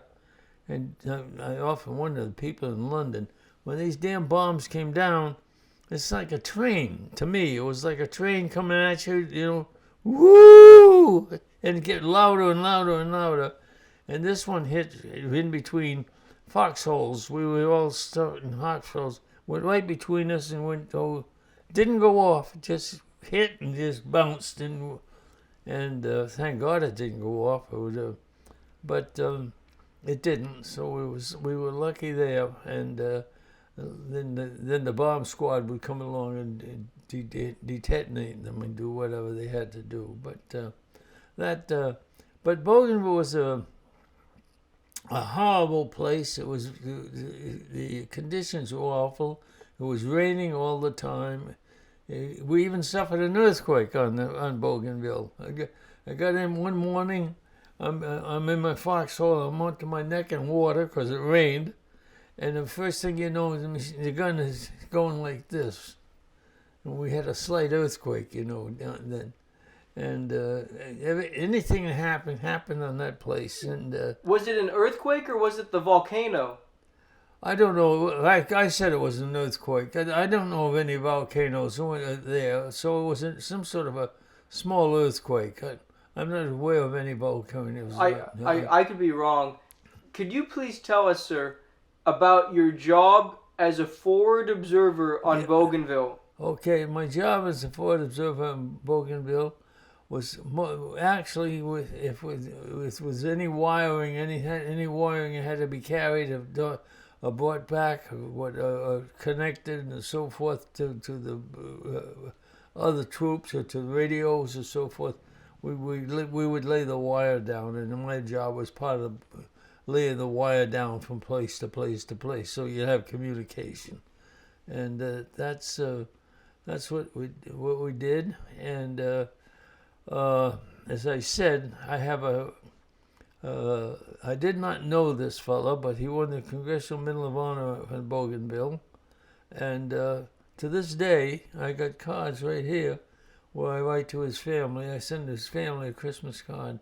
They're from Fayette, Pennsylvania, and I send a card, and they've had Christmas. Or I just sent an Easter card to the family, and he lost his life on Bougainville. He got the Congressional Medal on Bougainville. I was not in his area, so I don't know exactly how he won it, but he won it for combat on Bougainville. But the purpose of Bougainville, the real purpose of it, was basically to go after a ball, because the ball was a big base, a good sized base. In fact, you may recall, if later on, this was later on, and I wasn't there, but Pappy Boyington got shot down over a ball, and was in prison in the ball for till the war ended. And in fact, people thought Pappy Boyington was gone, and lo and behold, when they returned the prisoners, who gets off the plane or the ship in San Diego but Pappy Boyington? And Could you? So anyway, that outside of. But you did mention, sir, that you were a forward observer. You know, my understanding of forward observers is that they're calling in artillery. That's right. So can you tell us about that on Bougainville? What are your memories being with the infantry? We didn't have much doing artillery on Bougainville. Say that again? We didn't have much going on there. We still were pack howitzers. We were not the 105s. We were still carrying pack howitzers. And they were in back, and we were up front on that. And we didn't use the artillery very often on Bougainville, to be honest with you. I didn't. What are some? In fact, it was heavy jungle. You had to, first of all, you had to clear everything around. You know, you got to make sure that everything's open so you can lift up your weapons. So they're going up like this, not like this. They're going like that, and so you have to clear out everything all around you, and that's a big job. When you think of, well, this was a jungle where you couldn't walk unless you had a machete in your hand. And then some of the things were this big, and they were like a piece of celery. You go, ding, and the damn thing would clunk. Yeah, but it was just, and the land was damp and wet, and it was just a horrible. It was an awful place to be, but they secured it, when the army came in and they took over, and we got aboard ships and we went back to Guadalcanal, and that would have been somewhere around February of '44, I say. Yeah, February '44. And we no sooner got back to Guadalcanal than we were aboard ships again, and this time we were heading up to Saipan and Guam and Tinian. And then I was with the Forces Observers at that time. Do you remember when you were with the infantry at the front, were there any times that you guys were taking on fire? Because even if you were not firing, you being with the the only time we were taking on fire was the time I told you we ran into the situation. We ran into that opening with the Japanese. Okay. And we couldn't get the hell out of there fast enough. So besides that, we didn't, not that much. Our job wasn't really to get involved in all honesty, to get involved with the fire. That was the infantry. Our job was, if we spotted something, then to get the infantry know what we spotted and where it was and so forth. It wasn't so much for us to get involved in firing, but to let the infantry know where the hell we were, and so they could go ahead in that area. Or if we needed to, we didn't so much on the islands because it wasn't. Artillery is basically more for open, not for jungle, and that they could use us then. But our job was mostly to scout out, and if we found Japanese, or we thought we saw Japanese, or we found running into the Japanese base, this small base that we saw where the Japs were all having, I guess they were having lunch, I'm not sure, but our job was to spot them and then let people know where it is and so forth and so on, more than try to engage them. It wasn't like it was altogether different. The warfare in the Solomons and in the Pacific was not like World War I with trench warfare, where you were in one trench and the other guy was in another trench, and you went from trench to trench. It wasn't that way at all. We had to be careful of the Japanese, like I mentioned earlier. On the islands, they were great for digging tunnels. They not so much on Bougainville because the land wasn't made for tunnels. But when we get to Guam, it was loaded. I'll tell you about that. It was loaded with tunnels, and but our job was to scout out and find where the Japs were, and let the infantry know where they were so they could go ahead. Our job was not to engage them. Sure. And that wasn't what we were there. Well, our job was to, if we spotted them, then let people know where they were, and so forth. And then if we wanted to get artillery fire, then we would go ahead and use the artillery fire if necessary.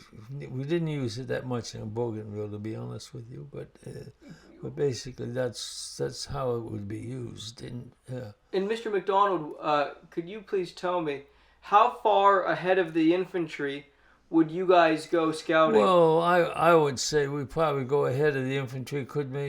We could maybe get I don't know, a quarter of a mile, half a mile, something like that ahead, scouting out to see what we could find and how much if we drew any fire and so forth. And usually it was kind of one fire at a time type thing. It wasn't like a whole bunch of a whole regiment all lined up and they're all firing at once. It was scattered firing here, there, and everywhere, and a lot of the fire again from trees down. They're hanging from trees and trees down. But anyway, we secured that. They got the airfield. I told you Boeington landed with his group, and now we had the airfield, and they could now go after Rabaul, which they did, and could bomb Rabaul, which was a very big Japanese base. And on Bougainville, there were quite a few bonsai charges. What? The Japanese would do those bonsai charges. The bonsai. Yeah. Do you remember hearing about that? What kind of site? It's a charge. The bonsai. Banzai. Oh, banzai. Oh, no. I know what you're talking about. Did you? I didn't run into that too often. Yeah, but you're right. That was a Japanese word. Yeah, banzai. Yeah, and again, it was so much jungle that it'd be hard. It was hard to even walk, let alone anything else. And it was. How would you guys? I know you would scout ahead looking for Japanese. Would you ever try to get to a higher elevation? Well, there was all one elevation. As I recall, it was all pretty flat, and there wasn't any mountains or anything. At least down near the water where we were.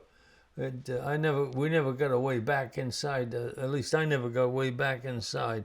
I think when the army came in, they were able to clean things out a little bit and make it livable in some areas, and to develop a base, especially the airfield, and now bring supplies in and go after Rabaul. That was the big thing, was to get Rabaul, because that was causing some problems, and that would be just another. The whole Pacific was island hopping. They called it island hopping.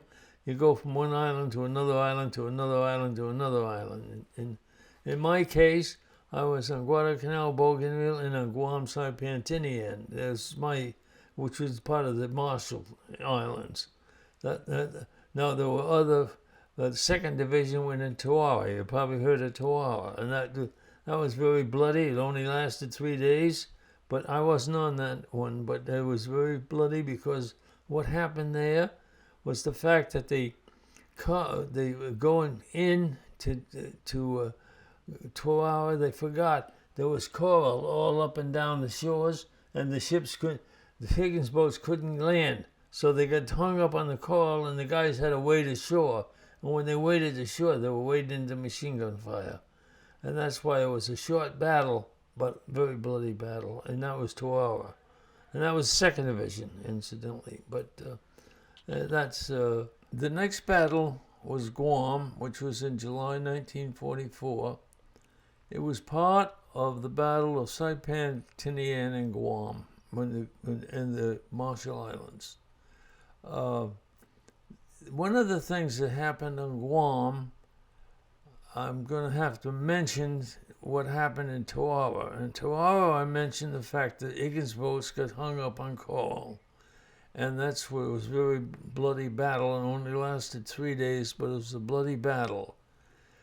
What happened on Guam and Tinian is that rather than when we got off the ships, troop carrying ships, we would probably be, I'm going to say, 6 miles out, 7 miles off the island when we got off the ship.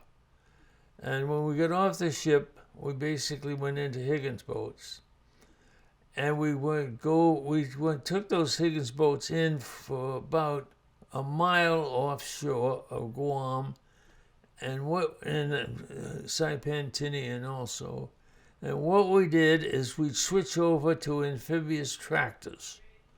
And when we went on the amphibious tractors, that meant that now we could go right up on shore. If it was call or no call, the amphibious tractors would go over the whole thing. And so we'd go right up on the beach, and we'd just jump off the amphibious tractors onto the beach and go up. In this case, we're going up a ravine. But it was and that all happened because of what happened earlier in Tarawa. We had the amphibious tractors. We moved ahead on Guam, and we ran into the Japanese, of course, and we were right up in front with them. And we went to the right down. I'm going to say we sort of went to the right and coming off of where we landed, and we got all the way down. And that night, I spent most all day and all night laying wire so that the other infantry units and so forth would know where we were at and so forth. And also the Army. The Army came in after us and followed us in. And that lasted for 1-2 days, and we ran into Japanese fire and so forth. But most of my job was basically getting that wire laid and getting it communications. The wire would be the communication that we had, and that we did that for about 2 days. We moved down and we moved the Japanese back on Guam, and then the Army came in back of us, and they relieved us. And that time we turned around and we came all the way back, and we went down now onto the peninsula in Guam. There was a peninsula where the China Clipper used to come in, where there's a dock where the China Clipper would come in. And that's basically when I ran into, going along as we were going back, I went right by a ravine, and there were bodies of Japanese and U.S. soldiers all together. It was kind of open. You could see in the ravine where there was a battle there and so forth, and we had come back onto it. Then we started out towards the peninsula, And the idea was we were going to force the Japanese off the peninsula because most of them weren't going to capture. They'd jump off anyway. But one of the things that happened, we got, myself and 3 other guys, we got tied up into a sand pit as we were coming down, and we were going out onto this peninsula. There was a sand pit there. And I'll be damned if Japanese, he must have been cross-eyed. He didn't hit any of us, but he kept shooting at us in the sand pit. And that was, we finally got out of there. And somebody got him out of the tree. We spotted him up on the tree, and somebody got him out of the tree, shooting him. And I remember very distinctly, as I came out of that sand pit, and I came into a little path, and in the path there was a Marine, and he was lying there. And I can stand in, and I stood up, and I looked over him. I was just standing, and I looked down on him. And he was calling for his wife and his children. He kept, and the corpsman came up to me. You know, the corpsman was Navy personnel, as you know. The corpsman came up to me and looked at me and told me, he said, "Keep moving, Moon, he's gone." I'll never forget that. To this day, I remember that. And you look down at this fellow, and they say, "Keep moving, he's gone." And I think needless to say, he died. But I always remember that. And then we started down over was a lot of underbrush. And we started down over the underbrush, and the landing place for the China Clipper was off to the right, where they had built a wharf for the China Clipper to come in. And we did, and we were able to push them back, and a lot of them didn't. A lot of them just jumped off the edge. It was just a cliff, and they jumped off at the end, and they didn't want to be captured. They jump off. So, the Japanese would jump off. They didn't want to be captured. And you saw that? Yes. Oh yeah. Yeah. We pushed them back to the edge of the peninsula, and then there was a cliff, and they just jumped down. Yeah, I saw them. They weren't there. They were all down below. We could see where they were down there. So they had to get down there somehow, and they would jump off of there to get down. And if they didn't die, they were captured. That was from forces down. But there weren't any forces. It was all water and so forth down below anyway. But they'd all jump off, and we secured that whole area, which had the China Clipper on it, and where the China Clipper landed. And then we turned around, and we came in, and we started back. I went back. I was with the infantry at the time, and I went back to my artillery unit. And I remember going back to the artillery unit, and I had dropped my bag. I had a bag with maps in it, and they thought that I was shot and dead. My artillery unit thought I was, because somebody brought the bag back to them with the maps in it, and they wondered where I was. But we came back, and I think I sent some pictures showing when I did come back somewhere. Maybe in that book that you had, there's a picture in there showing that was when I came back from that excursion. And one of the funny things happened was, of all the strange things that we did, we ran into a Japanese liquor area where they kept all their beer, the Japanese beer, Sake, and sake. That's right. But anyway, it's a wine, as you know, and the guys all jumped in onto the dump where we captured that dump full of sake. And I don't know why the Japs, they could have taken us, because the guys were drinking the damn sake right and left. And they're getting pie-eyed with the sake. and, and we had this one guy, Christ, he drank too much sake. I remember he put a knife in his mouth and he was going out hunting Japs. And somebody grabbed him before he got himself killed. And the thing that we had to be very, very careful on Guam, and also on the other islands too, is tunnels. They had tunnels every which way on Guam. And you didn't want to move ahead of the tunnel, because if you did the tunnel, the Japanese could come out and back of you. So what they did is, that's why they used the flamethrowers.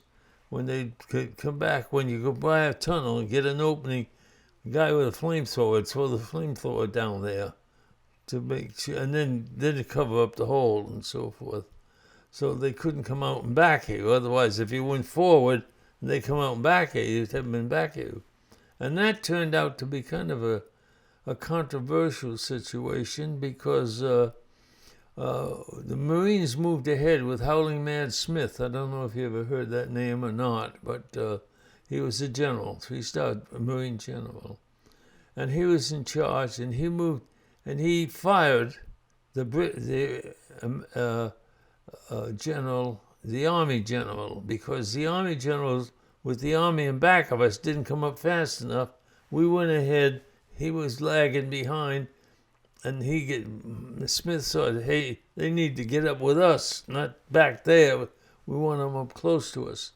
And sure as hell, so Howling Mad Smith, as Lieutenant General, fired the general. I guess he was a Major General Smith, I think his name was. I think his name was the same Smith.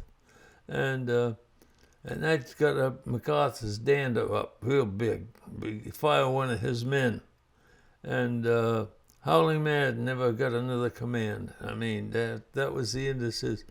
In fact, when later on, when they went into Iwo Jima, Howling Mad was Lieutenant General. He was not part of it at all. They had an Air Force general that was the head of Carl.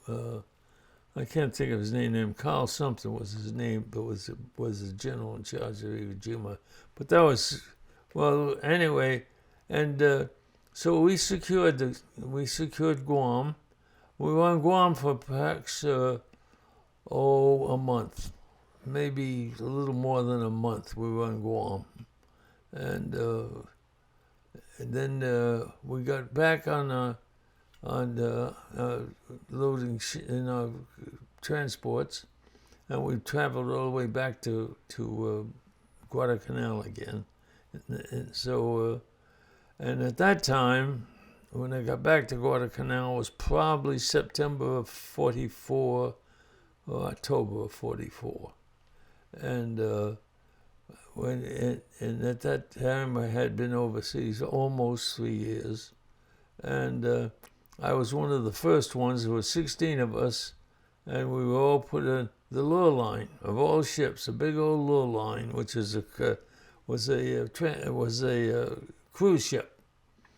Came in and picked all 16. I had other troops from Burma and Indonesia, and had loaded with troops, and they were taking them all back to the States as first relief. One of the first reliefs, and that. They brought us back all the way back to San Diego, and that's when I landed back in San Diego, got a 30-day leave, and ended up being transferred to Parris Island as an MP, military policeman.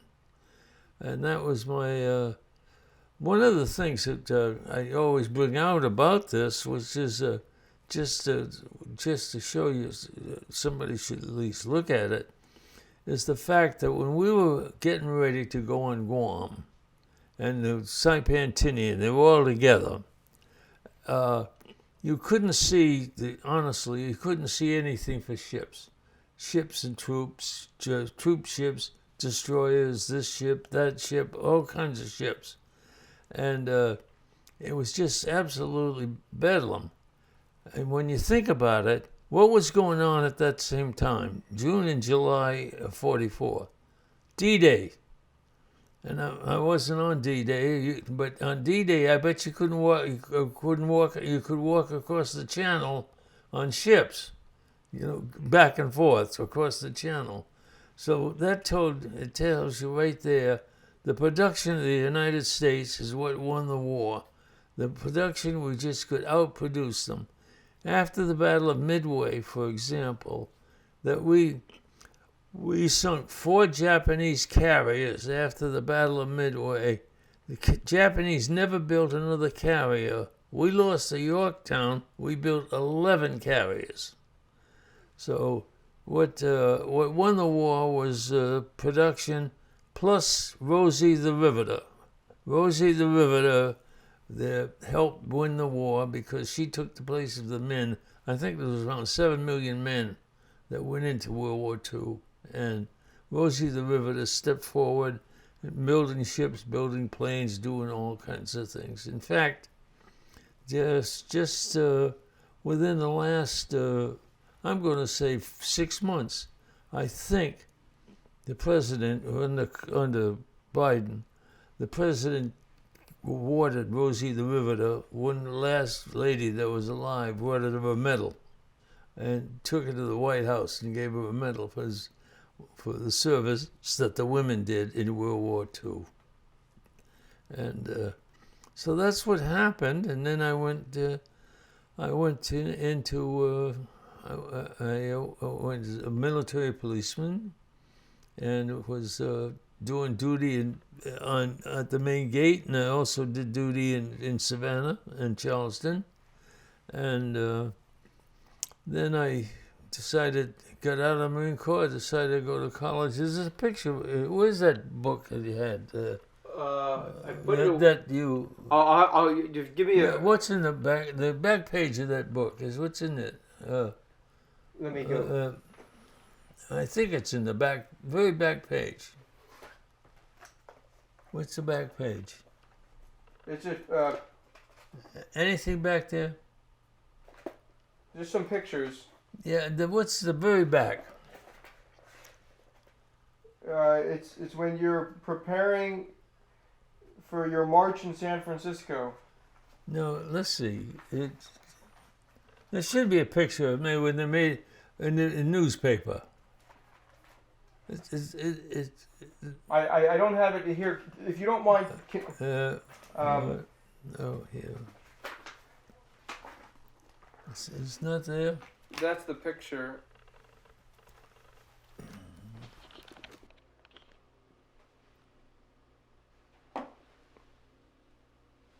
Okay, sir. Yeah. So could you go ahead? During your time on any of the islands, did you have any experiences with tanks? Oh, no, I didn't have it. I know what you mean then. What'd you call them? Tank. Did you see any of the Japanese tanks? Well, we have some Japanese tanks, but not too many, to be honest with you. When they did one time, I think I told you earlier, when they decided on Guadalcanal, they wanted to get us off of it, and they took the 15th Army from Japan, and it was in Indonesia. And Yamamoto brought the 15th Army up to throw us off the island once and for all. And this was probably in October 42 and so forth. But what he missed the boat on is he instead of coming in with more horses and things of that nature, he brought tanks and trucks, and they all got bogged down in the sand. And so the net result, it took them 10 days to go from where they landed in one part of Guadalcanal down to Henderson Field. And by the time they got there, they were worn out, and they were trying to go through wires. They were trying to cut holes in the barbed wire. And I told you, this one fellow, you probably saw his picture in there.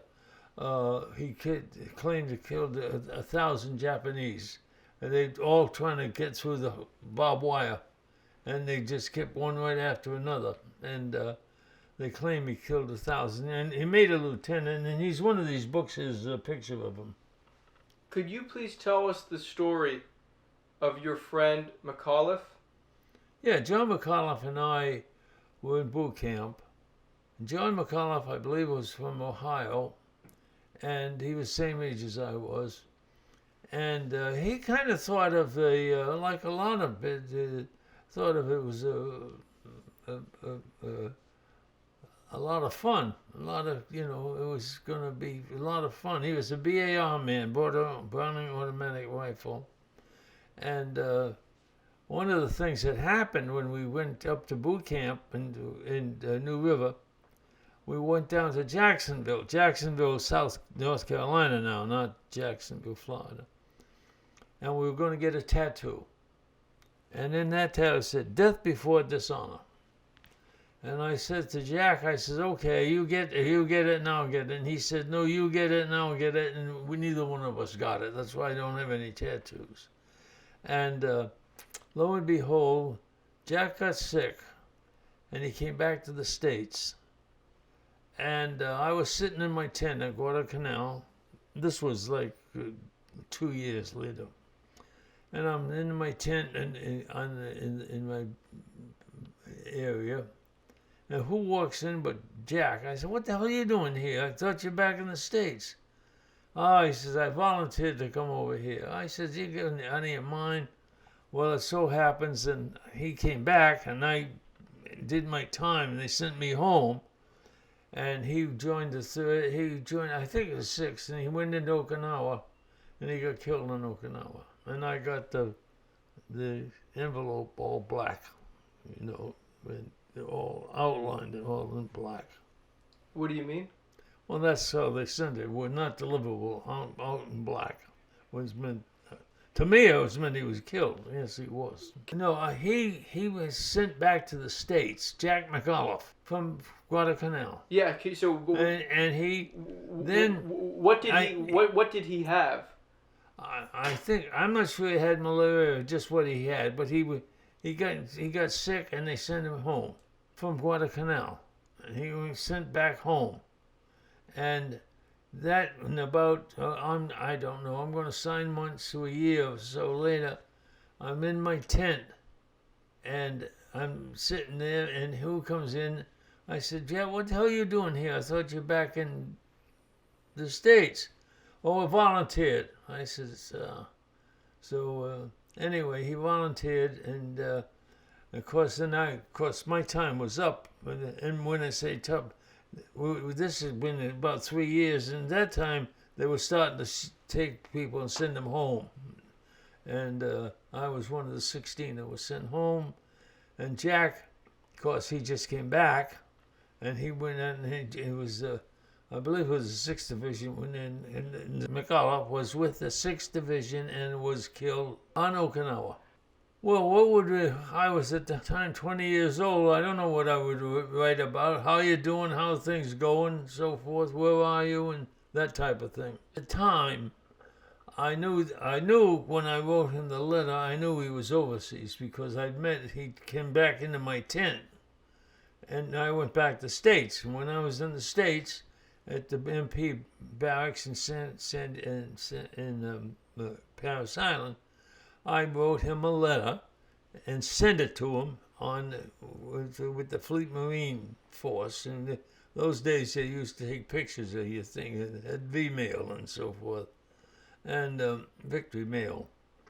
And anyway, so I sent him this letter, and the thing came back to me all in black. And that told me he was killed. The letter said undeliverable, and it was all outlined in black. What was that like when you found out, your one of your best friends? Well, I was kind of in shock. I didn't like to see it. He was the kind of friend I probably had for the rest of my life, and I lost him, and he was probably 20 years old. What do you think Jack McAuliffe would have done, or John McAuliffe, what would he have done if he had survived the war? I don't know. I'll tell you something. You know the governor of Virginia, McAuliffe? The governor of Virginia? I thought that was Youngkin. Yeah, well, McAuliffe was governor for one time. he looked just like Jack. Jack looked just like him. Every time I saw him, I'd think of Jack on TV. Were they related? No, not that I know of. Not it could be maybe cousins or something. Could be, but I would never know that. Can you tell us any other stories about John McAuliffe? Anything of you guys doing stuff together? His personality? Well, he was a outgoing kind of fella, and he liked what he had. He loved the BAR. He liked. He almost looked like hunting Japs was like out hunting deer or something, and he had that mentality that he enjoyed what he was doing. Was he in a rifle company? Yes, he was an Browning Automatic Company. That's a rifle, right? So even on Guadalcanal, he saw combat. Yes, he did. He would have. Yes, he would have seen. Yes. So the only other thing, I think you did a great job. If you had the opportunity to talk to John McAuliffe, what would you say to him? Well, I don't know what I'd say. It's nice to see you. Depending what he's doing, he'd say to me, he know what he'd say to me. He'd say, "How the hell did you get to be president?"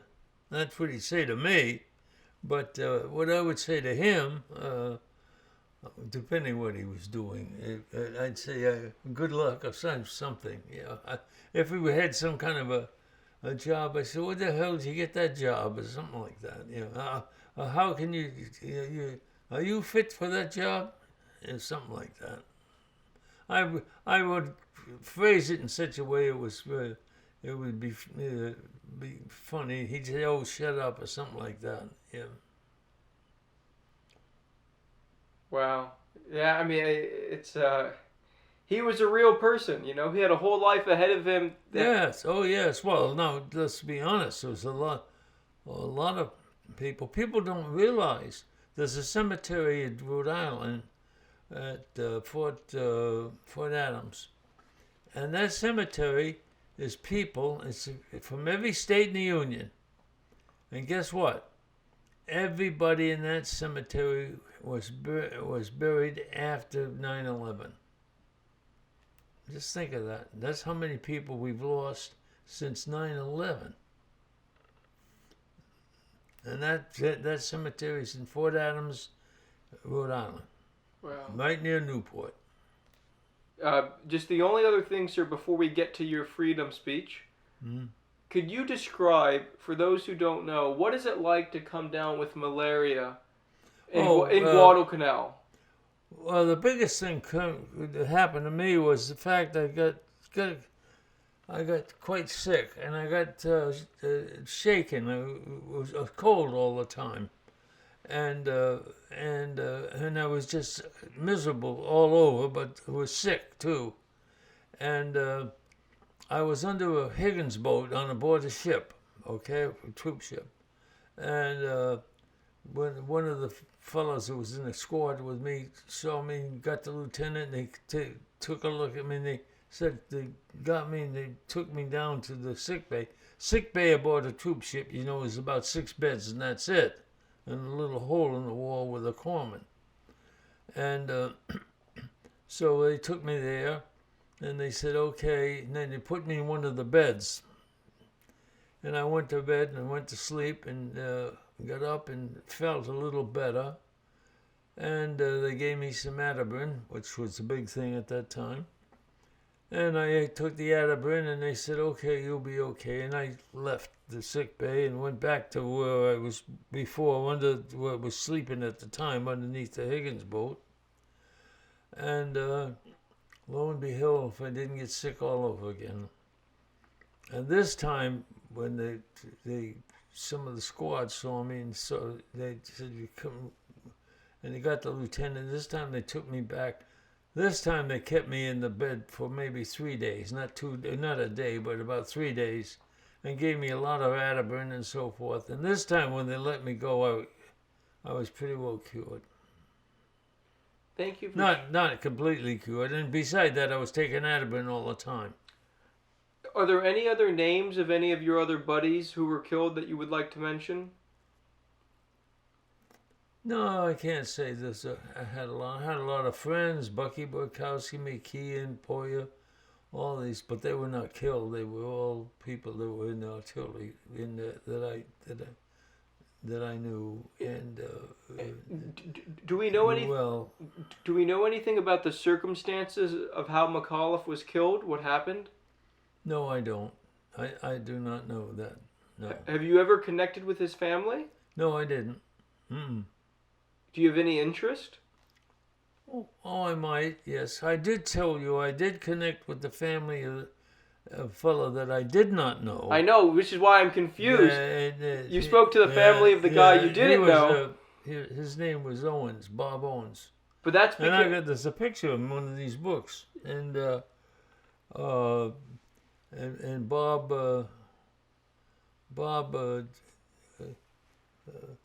he was he got the Congressional Medal. He in fact I was commandant of the Marine League in Greenville, South Carolina, and my badge says Commandant Greenville, South Carolina. And there's two people from Greenville, and the name of it was the Owens-Kenmore Marine League. And the Owens-Kenmore Marine League was Bob Owens getting the Congressional in 1943 at Bougainville, and Bob Kenmore getting the Congressional in Korea in 1951. And that's where the name came, Owens-Kenmore Marine League. Sure. Could you please tell me, sir, what advice do you want to give to future generations?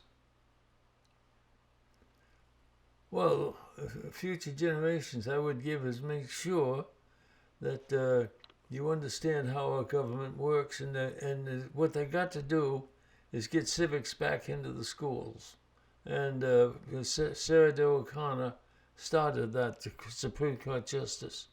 She started getting civics back in the schools. They took it out, but they need to bring it back in and have people understand just exactly how your government works, and how it's important that you understand what your government does and what they don't do, and you do have some leeway with the way our government was set up. Our forefathers deserve an awful lot of credit from taking 13 colonies and making a country out of them. It's a big how they did it, I don't know. A good example would be North Carolina. North Carolina had only when they had 1,000 people, they only had one congressman. And North Carolina is saying, "Hey, wait a minute, we got 4,000, 5,000 people here in North Carolina. We're going to get one congressman." They said, "Well, yeah, because all the others were black, and so they didn't count." And then so somebody came up with the idea. I'll tell you what we do. We'll take all the blacks, and we'll give you 60% of their vote. And so now you'll get 60% of 4,000 or 240,000. We'll give you 240,000 plus the 1,000 you got. That's 340,000. So now you're entitled to 3 or 4 congressmen, okay? Not one. Now, North Carolina says, "Okay, we'll take that." Well, you know as well as I do, there's 3 or 4 congressmen are going to be white. They weren't going to be black. You know that. But that's exactly how some of the things that they did. They had a maneuver to get things done.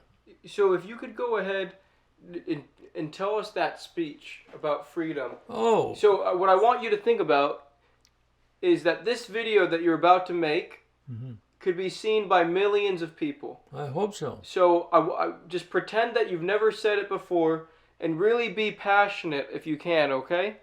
My name is Stuart Rothwell McDonald. I'm United States Marine Corps from 1941 through 1946.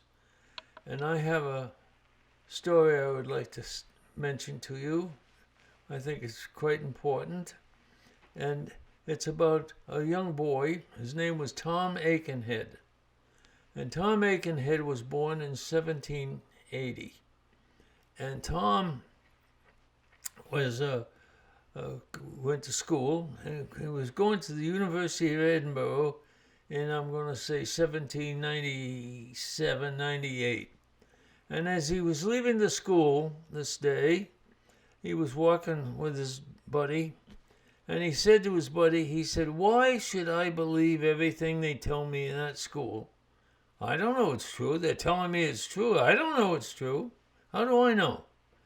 And his friend who was working with him, you didn't talk about anything about politics. You didn't believe this. You didn't believe that. So his buddy went home and told his father. And his father, I think, ran a drugstore. His father got scared to death that all of a sudden, the powers that be in the government at that time was run by the king in England, that they would be looking into him. What is he saying? He doesn't believe in the government and so forth and so on. He's afraid he'd lose his store. He's afraid of everything. So what did he do? He immediately went to the powers that be in Scotland and said to them about Tom. Said Tom was saying that he didn't believe everything that was going on at the school. And they said, "Oh, is that right?" And they said, "Yes." So the next day or two later, they called Tom up, and they said to Tom, "Did you say that you didn't believe everything in that school that said?" Well, Tom says, well, I'm only 17. What do I know? And they said, "We didn't ask you what you knew. We said, did you say it?" And he said, "Well, I guess I did." Well, they said they immediately decided to put Tom on trial. And they had and I can't think of his name, there was a lawyer from England that came up to defend Tom. And they found Tom guilty of basically talking against the federal government, against his government. And Tom was put to death on February 1799. He was hung in one cold winter day. He was hung for saying something against his government. Now, I want everybody to think a little bit. You get up every morning and go to work. We all do. And not one of us ever think that when I'm scared to say anything to anybody. You see a fellow down the street, you say, "Hey, Charlie, how you doing?" You say this, you say that, you say anything you want to. You can, and you're not afraid, you're not scared. But the minute that you are afraid to say, "Hey, Charlie," you put fear in that mind right up there. And once you put fear in that mind, you're a different person. You are not the same person, and you never will be the same person because you've been frightened. And that is why it's very important for all of us to understand at all times that we have a freedom that we don't even know we have, because we get up. You're going to go right now. You're going to go out here and go somewhere. You'll see somebody on the street. You say, "There, how you doing?" You're not scared. You're not frightened at all. But if you were looking at the guy and saying, "Geez, I better not say anything. He might be attached to the government or something like that." So that's the freedom that you have, and we don't know we have it. And if you talk to people about it, they don't know they have it because it's just a given. And how did it get that way? It got that way through our volunteer, through our armed services over the wars, over the years, and over the changes and everything that went on, to give us that freedom. And if we don't watch it, and if we don't watch ourselves, we'll find ourselves losing it. And that's what's very, very important to all of us, that we basically make awfully sure. When people think when you go to vote, you're voting for a Democrat or Republican. You're not voting for Democrats or Republicans. That's local kind of stuff. What you're voting for, somebody that you're in there that's going to guarantee that you have that freedom of expression and that you don't have to ever worry about anything. The Republicans and Democrats, that's internal stuff. Some are more liberal, some are more conservative, It's like a caterpillar. One caterpillar, he's a dictator caterpillar. He goes right up the tree, and he's up there eating all the leaves and everything and getting fat. And all these caterpillars down here, they're hungry. And whereas in hypocrisy, you got the two caterpillars, and they're fighting one another. They can't get up the tree, but they're fighting one another, and they got freedom, because he gets a little bit, he gets a little bit, he gets a little bit, he gets a little bit, but they got freedom. Over here, they've got nothing. Like Marie Antoinette, when she said, they said to her in France, they said, well, the peasants are hungry. Maria, they're hungry. And she said, let them eat cake. Let them eat cake. Well, you know what happened. The important thing I'm trying to make is that you have a freedom that you don't never realize. So you just be awfully careful when you put who you're putting in, to make sure that they like George Washington said. They said, George Washington, they asked him, they said, what are you want to be? We want to make you king. And he said, no, no, no, no, I don't want to be king. We got rid of the kings in Europe. That's why we're here. He says, I'll be a president. He said, and he said also, he said, I'm a steward of the people. He said, that's what I am. I'm a steward for the people. And we don't have many people even thinking that way today. So that's my philosophy, and I think we have to be very careful. And when you stop to vote, just remember, you're not everybody talks about Republicans, Democrats, and all that. What you're voting for is somebody that wants to conserve that freedom that you have right now of doing what you want to, and you're not. And there's no fear up here. Once you put fear up there, you're not the same person. You're a different person. You're altogether different. Because now, when you see somebody, you shy off and say, well, I don't know who that is. Go. So that's my message. And I think we don't have enough of it. And I think somewhere along the line, we've got to get civics, and Sandra Day O'Connor was absolutely right.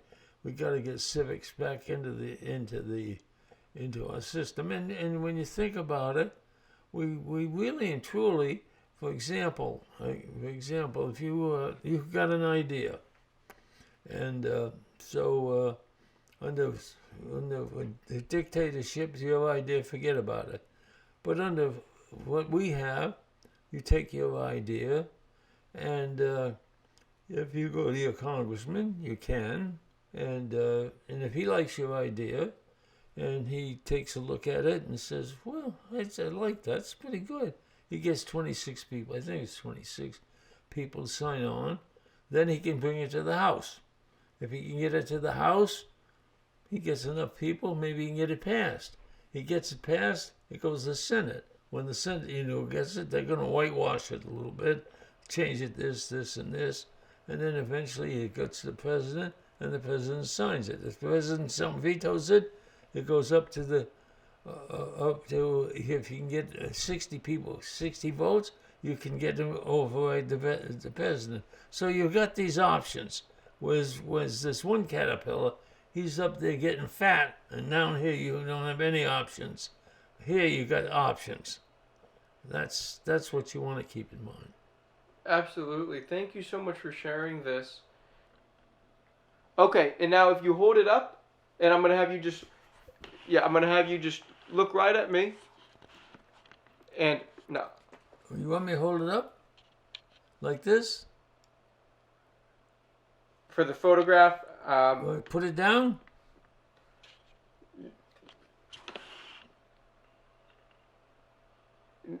So I'll just have you look over, yep, and then I'll have you give me a big smile.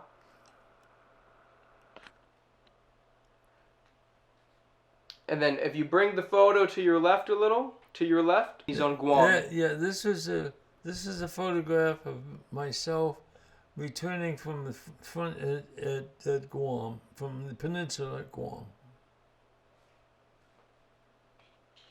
You guys look like you're pretty rough and ragged. Is that your living conditions are not luxury? Well, don't forget, I've been in the same clothes for 3 or 4 days. Got it. Okay, and then My name is Stuart McDonald. I am a World War II veteran who served on Guadalcanal, Bougainville, and Guam. And this is a picture of me at Paris Island as a military policeman after my time in combat. I'm 100 years old at this particular time.